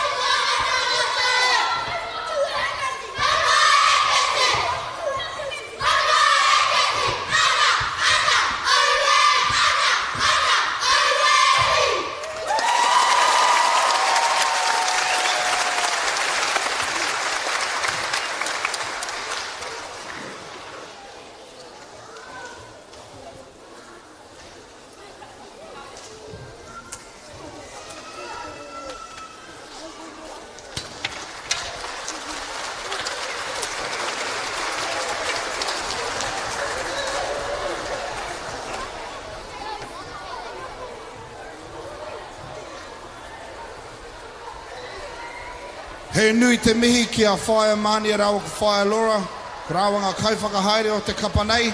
Me te mihi anō hoki ki a matua Charlie Martin, ko ia te kai whakatangi raku raku. E te whanau me mihi kātika ki tēnei kapa. Ara, ko tauhara tuakana, ho mai te paki paki.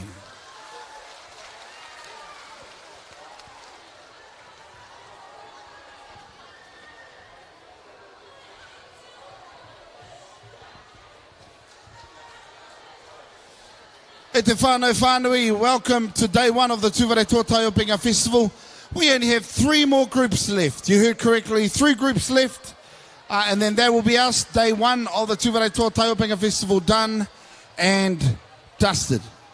But I would like to take time to pay homage to those groups who have already performed, especially our mokopuna from our kohanga reo. Man, it's pretty daunting standing in front of all of these people and to do it at such a young age. I mean, they're under the age of 5 for Pete's sakes, and they love it. There were some kapa that didn't even want to leave the stage, which was beautiful. So I acknowledge all of our kapa that have performed through the day. You guys have been amazing. Now, just a quick heads up. We have 3 groups left, but we're going to have 2 kapa perform. After our second to last kapa, we're going to have our karakia whakamutunga. Traditionally, what happens is we have our karakia whakamutunga at the end, but 9 times out of 10, everyone has already left. So to avoid that from happening again, the organisers have decided to have our karakia whakamutunga just before our final group performs today. Ka pai, So that's how we're going to roll. So after our second to last group, we'll have our karakia whakamutunga, and then our last group will finish off with their performance today. Ka pai? Nō reira kōranga whakaritenga. As you come into the event centre, I ask that you make your way to your seats as quickly, quietly, and as efficiently as possible. Please keep in mind too, tamariki mā, if you can make way also for our pakeke and our parents of our tamariki that are performing today, that would be great. There's also plenty of room just on the sides here. Just be wary of walkways as you sit down. Engari, taki noho ai koutou, nā ronga noi te whakaro, akene ka whakaeke mai ko te tēnei kapa o tātou.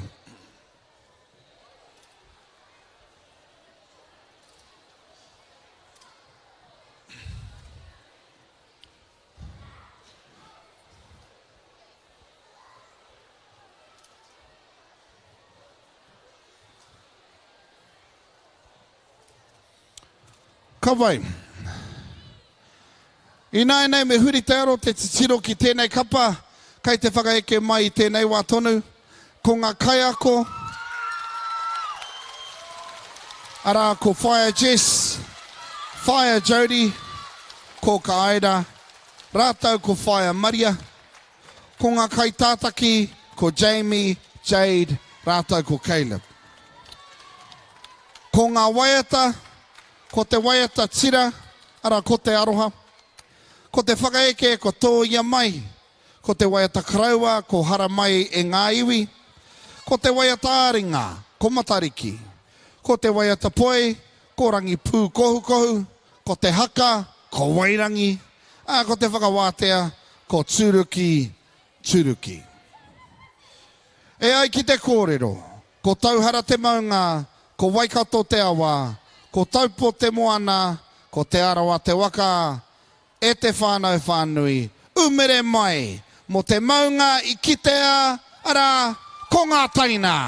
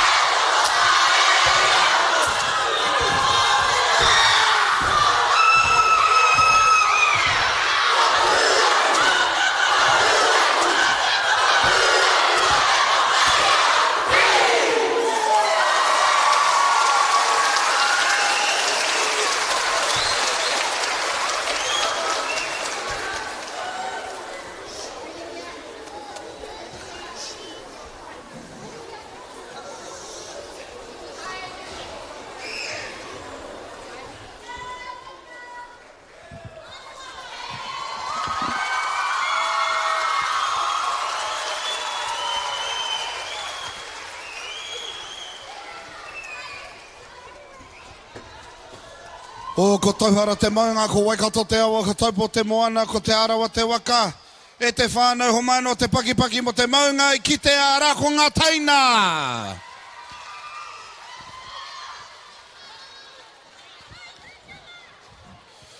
Ka pai e te whānau whānui. E rua noi ho ngā ropu e toi ana.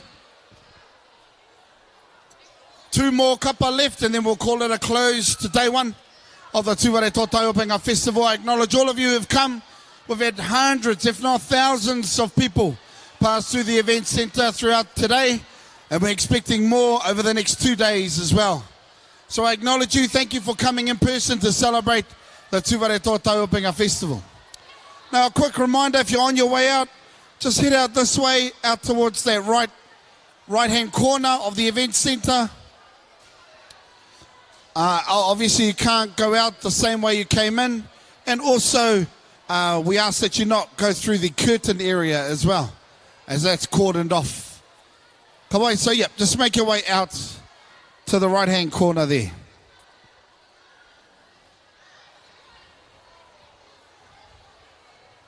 So just a quick reminder too, e hoama, ko tēnei kaupapa, he kaupapa auahi kore, he kaupapa waipiro kore.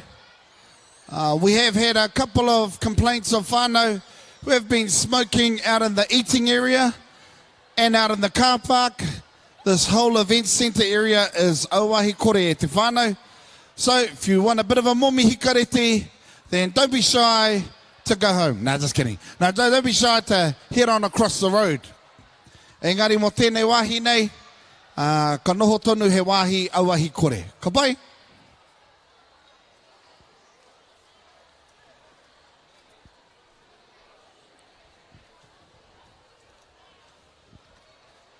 Ka pai tātou mā. All right, if I could ask you to quickly find your seats. Ki te noho koutou, mākua no e mihi nei ki tēnei kapa, a kua nei ka whakaeke mai ki runga I te papatū waiwai. Ara, ko te kapa nei, no ngā tōpito o te motu, he pakeke, he mokopuna, he rangatahi, he kaumātua e pai ana. Engari ai ki te kōrero, ko tongariro te maunga, ko taupō te moana, ko te heu te tangata. Ko Ngāti Tūwharetoa te iwi, ko Ngāti hene mehi te hapū. E mihi ana ki te atua. E tangi ana ki o tātou mate haere whakangaro atu e. E mihi ana ki a kingi tūheitia ki te whare tapu o pōtatau, pai marere ki a rātau. E mihi ana ki tō tātou tai o puru, ki tā tumu, ki te whare o te heuheu. E mihi ana ki a tātou, ki a Ngāti Tūwharetoa, ki a koutou e koromā, kuimā, e ngā ihi e ngā wehi, tēnā koutou katoa. E mihi aroha tēnei nā mātou, nā Ngāti hene mihi. Ki a koutou, no mātou te maringa, ki te hara mai, ki konei, ki te whakangahu I a koutou. Nō reira, kia tau, ngā mana ki tango te wāhi ngaro ki runga, I a koutou katoa, tēnā koutou, tēnā koutou, tēnā koutou katoa e te whānau whānau. Please, put your hands together for our second to last group for today. Nei rā, ko Ngāti hene mihi!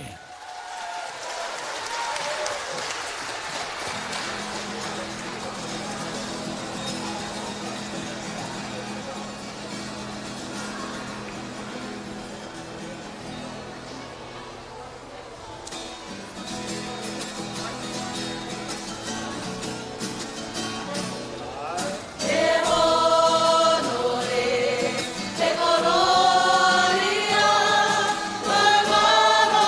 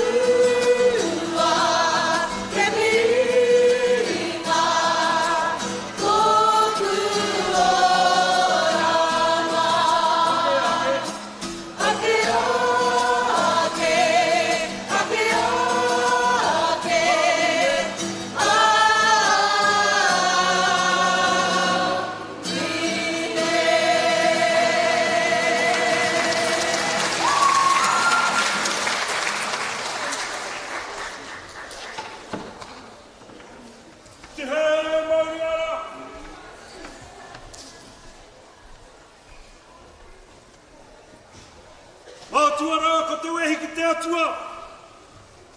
O ana tini mena ki tanga, o tau mai ki runga i a Ngāti Hinemehi. Kia tai pai mai mātou ki runga i te waka o Taiopenga i te rangi nei. Nō reire kore mutu ngā inoe, ngā whakawhetai ki a koe e te atua. Kia mana ki tia tunu tia mātou ngā mokapuna. Koe kene. Kia tau i o ngā mana ki tanga te atua. Ki runga ki tō tātou kiingi. Kiingi tūhei te apo te tau te wherawhera te tuawhiti. Te makauranga te atawhai. Arawa tamariki mokapuna. Te whare ariki. Rire. Rire hau. Hai marire ki arata. Kia tau i hohop. Ana tini mana ki tanga. Ki runga ki tō tātou taiopuru. Te makaurau. O tira te whare a te hei hau. E mihi ana. E te iwi. Tēnei mātou. O Ngāti Hinemehi. E kawe nei o mātou matu. Kia whārike hia ki runga i o tātou. Kia tangihia. Kia mihia. Kia poroporo a kitia. Nō reira muri wai e te tuakana. Ngāti Hinekura. Piki aorangi. Me o hononga ki te tai rāpiti. Ki te tai tongerau. Ki a koe e koro. Hui tō. Ngāti Hinemehi. Ngāti te maunga. Tai atu ki a koe e koro tūrua. Ngāti Hinemehi. Ngāti Manenui. Kei te hai tonu te manawa. O tō iwi. I o koutou norunga. I a mātou. Nō reira tēnei. Au tamariki. Tō pauaru. Ngā mokapuna. E tūnei. E mihi nei. E tangi nei. Nō reira ki o tātou matai. O Ngāti Tūwharetoa i roto i ngā tau e toru me ki. I a te Taiopenga. E moeana. Tēnei. Te mihi araha ki o koutou i ngā mate haere. Haere. Haere, haere, haere atua. Koutou kia koutou. Tātou kia tātou. Tūwharetoa marangara. Tēnei o koutou whanaunga. I whakaro, i tōko ake te whakaro i te tau nei. Kia haere mai. Ngā pākeke. Ki te whakakanohi. Ia mātau anō. Hoi noa ko te mea nui. Ko te tautoko i te kaupapa. Arā te ahurei. O Ngāti Tūwharetoa. Nō reira no mātou te whiwhi. No mātou te māngari. Kua tai mai ngā mokapuna. Kua tai mai mātou. I haere mai ngā tōpito. O te moti. I ronga i te karanga. Kāti. Hurino tō tātou whare. Tēnā koutou. Tēnā koutou. Tēnā koutou katoa. He wai. Ka e ke ki wai rā, ka tatahuri, whakamuri kāti, ko te aroha te tia, koi ka ke puku ki a re arorangi te tihi ki pirongi, ka keira roko e tō, ka takuho atuna, ne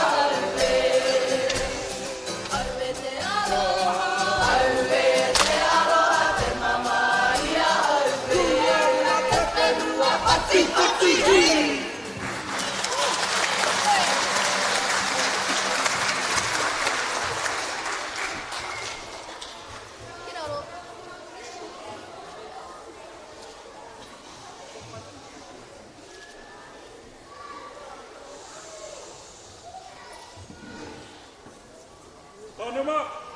Oh.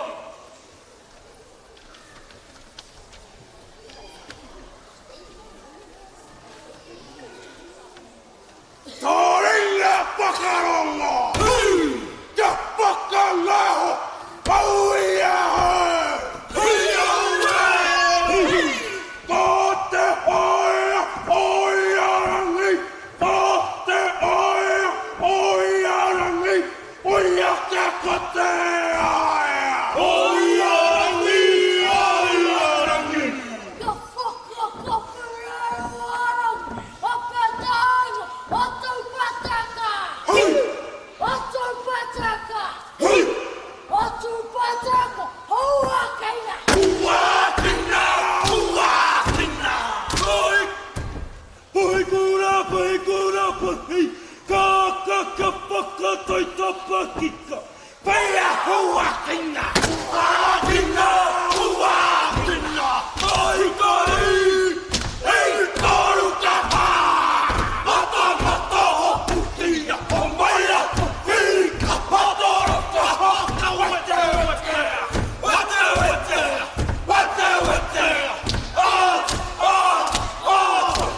Hey, no way!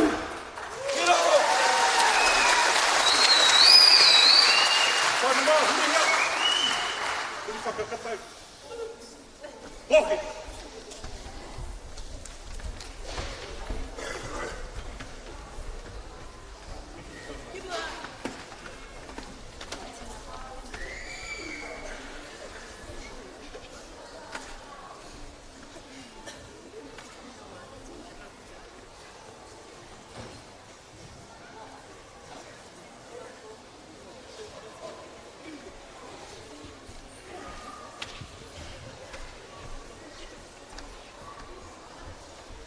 E te iwi kua tai ki te mitinga o tā mātou tū.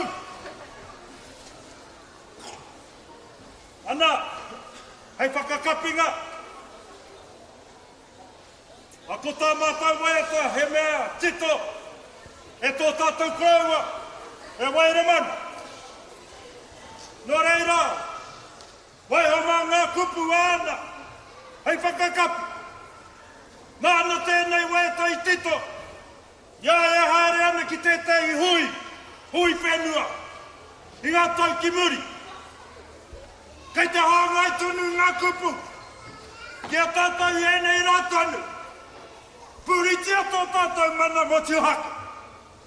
Whāia ngā huatanga I tupu I hā mai. Ko te reo Māori tēra. Ko ngā tikanga Māori tēra. Nō reira, wai o mata tātou waiata kua tai mai. Hei whakakapi.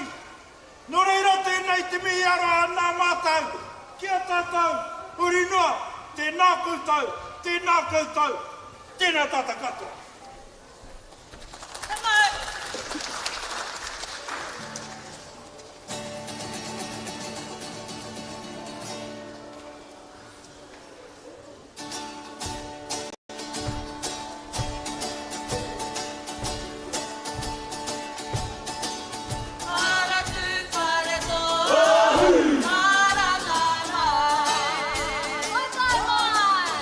What time my name,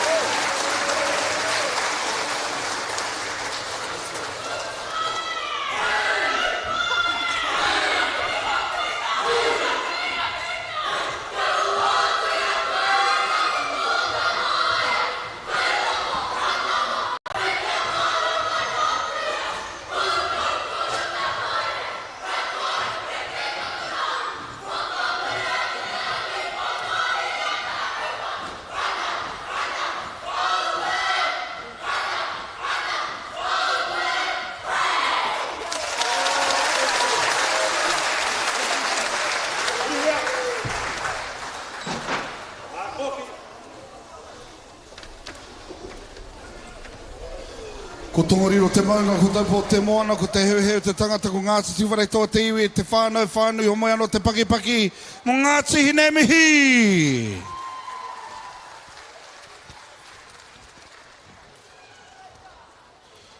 Just quickly, I'm scanning the room. Kei konei a Tyson? Kei tonu a Tyson, tai toko? Tyson mena, kei konei tonu koe hoa? Hara mai ki te taho te ātāmira. Mindful nā Tyson I whakatūwharei ngā ahuatangi rungi te karakia. Ākene pēr mā Tyson anō e whakakapi. Ki te kore, uncle, ākene pēr, mahau. Ki te kore a Tyson I konei. But just a quick heads up e te whānau. So what we usually do is we wait for the last group to perform and then we do our karakia whakamutunga. But what has happened in the past is when we go to do our karakia whakamutunga, everyone's already taken off to go home. So instead of doing that, we're going to do our karakia whakamutunga now before we introduce our final kapa to the stage. Ka pai? So, kōranga ngā mahi mo tēnei rangi. Ngāti hine mihi, we're our second to last group for today. So right now, kei te huri au, akene pēr kei kone koe Tyson, ki te kore, tērā pē me waiho mā, Uncle Napa tēnei kaupapa, e whakakapi rungi te karakia. Nō reira, e te, kapai, nō reira e te whānau. Tuatahi ake, as we near the end of day one for the Tūwharetoa Taiopenga Festival, kau e maharahara, we have 2 more amazing days, kei mui te aroaro e hoama. And hei a pōpō, he te toko maho ngā tīma, kai ke mai rongi te papatū waiwai. Day 2 tomorrow, Wednesday, the 14th of September, we'll see the likes of Te Atawhai Te Kohanga Reo, Mutu Taiko Te Kohanga Reo, Central Kids Kindergarten and Tūrangi, kei te haramai a Waipa, Hihiahi, ngā pōtiki o te kura o Hirangi, Tauhara Taina, Taupō Primary Tuakana, Waipa Hihi, Whenua, to name a few. So we've got some amazing performances coming up, not only tomorrow, but again on Thursday. Nō reira, nō mātou te maringa nui. And like I've been saying throughout all of today, what's also great is, kei te whakanui tātou I tēnei wiki nui whakaharahara, ara ko te wiki o te reo Māori. But before we introduce our final group today, ka huatu te rākau kōrero ki tō tātou pāpā ana pa o tini. Mānei whakakapi ngā huatanga I rungi te karakia pā tēnā koe. Ai, kia ora no tātou. Ka tika tēnei te mihi kia tātou, hei whakanui a te kaupapa karanga kia tātou e hui mai nei I tēnei rangi. Ka tika ko tēnei rōpū, he rōpū, hei kai kinaki mo e nei nā karakia, e tūwhere ana hau ki tō tātou nei matua nui te rangi. Nā reira tēnei te mihi tonu ki e nei nā mokopuni. Tika ai te kōrero o tātou nei tupuna mātua, mai te moko o te puna kei te kite atu I o tātou tupuna mātua. Nā reira ka tika, tēnei te mihi ki te atua o ngā atua te kaiho mai o ngā mea katoa, mai te rangi ki te whenua, ta whenua ki te rangi. Nāna e ho mai ki a tātou nā te aroha, te whāriki, kia piki tau nei te ora te kaha, te māramatanga kei rungi a tātou I tēnei rangi. Mō e nei nā taonga, korowai tia kei runga ki tēnei a tāmira I tēnei rangi. Nā reira, ka tika, te ai o nuku, te ai o rangi, te ai o nau I o matua e. Ta maua ki runga, ta maua ki raro, ta maua ki roto, ta maua ki waho. Ta maua te taongo o te aroha, te mauri o te ora. Kia tau nei te ora kei rungi I tēnā o tātou I tēnei rangi. Tūhiki tia tūhapainga nā te māramatanga o e nei nā kawai atua kei a koe. E matua nui I te rangi, mai a rangi ki a papa, mai a papa ki a tātou nei te ira tangata, kia tau nei I raro e te whakaaro ko tahi mai te tīmatanga o tēnei ata, taino ki tēnei haura. Nā te atua hei arahina I a tātou, I roto I te tika, I roto I te pono. Nā reira, kia u, kia mau. kia u, kia mau. Nā reira kia whita mautonu, ki te atua, me ona mana ki tanga kairungi a tātou i ngā wā katoa. Nā reira tūturu ōwhiti, whakamaua ki a Tina. Tūturu ōwhiti, whakamaua ki a Tina. Haumie, huie. He rangi anō a pōpō, nā reira tēnā koutou, tēnā koutou. A kāti ki runga, tēnā koe e pā, me tō tuku whakamoimiti, kia uti pai ngā mahi mo tēnei rangi. Nō reire te whānau, hei taupoki ake i tēnei rangi, me mihi kātika ki tēnei kapa whakamutunga. Kai te whakaike mai rungi te papatū waiwai i tēnei wā tonu. What an absolutely awesome day it's been. I acknowledge all of our kapa that have stood before.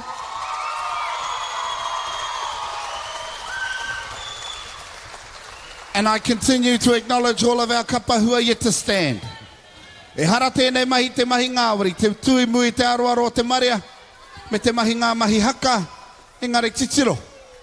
Mā ngā rangatahi, e arihi nei a tātou, mō ngā rangi e toru. Nō reira tēnā koutou rangatahi mā, koutou e tui te tua tāne rore, koutou e haka nei te haka tāne rore, e mihi kauana. E te whānau whānui, our final group for day one here at the Tūwharetoa Taiopenga Festival. Put your hands together for te maunga i kitea ko ngā tuakana.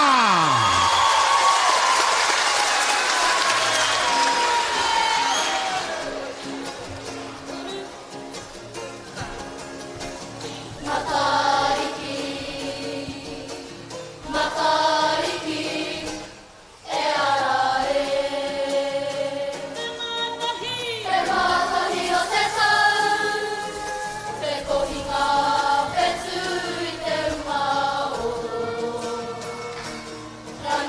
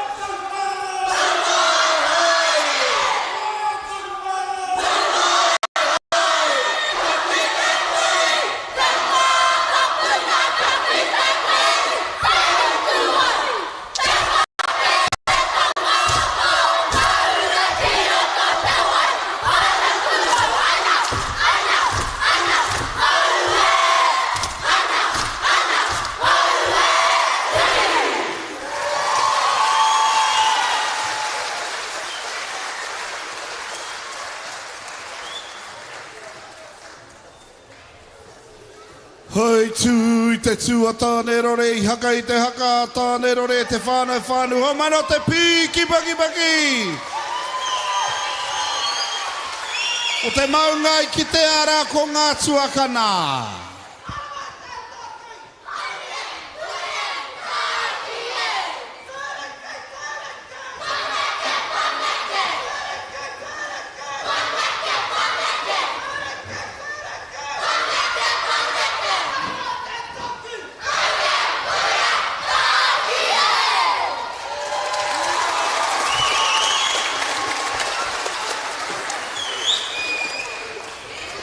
Well, e te whānau whānui, thank you so much for celebrating day one of the Tūwharetoa Taiopenga Festival. That's us for today. We'll see you at 9 o'clock tomorrow for day 2. Engare, ea ki te kōrero, tūturu o whiti whakamaua kia tina! Hau ye, uie!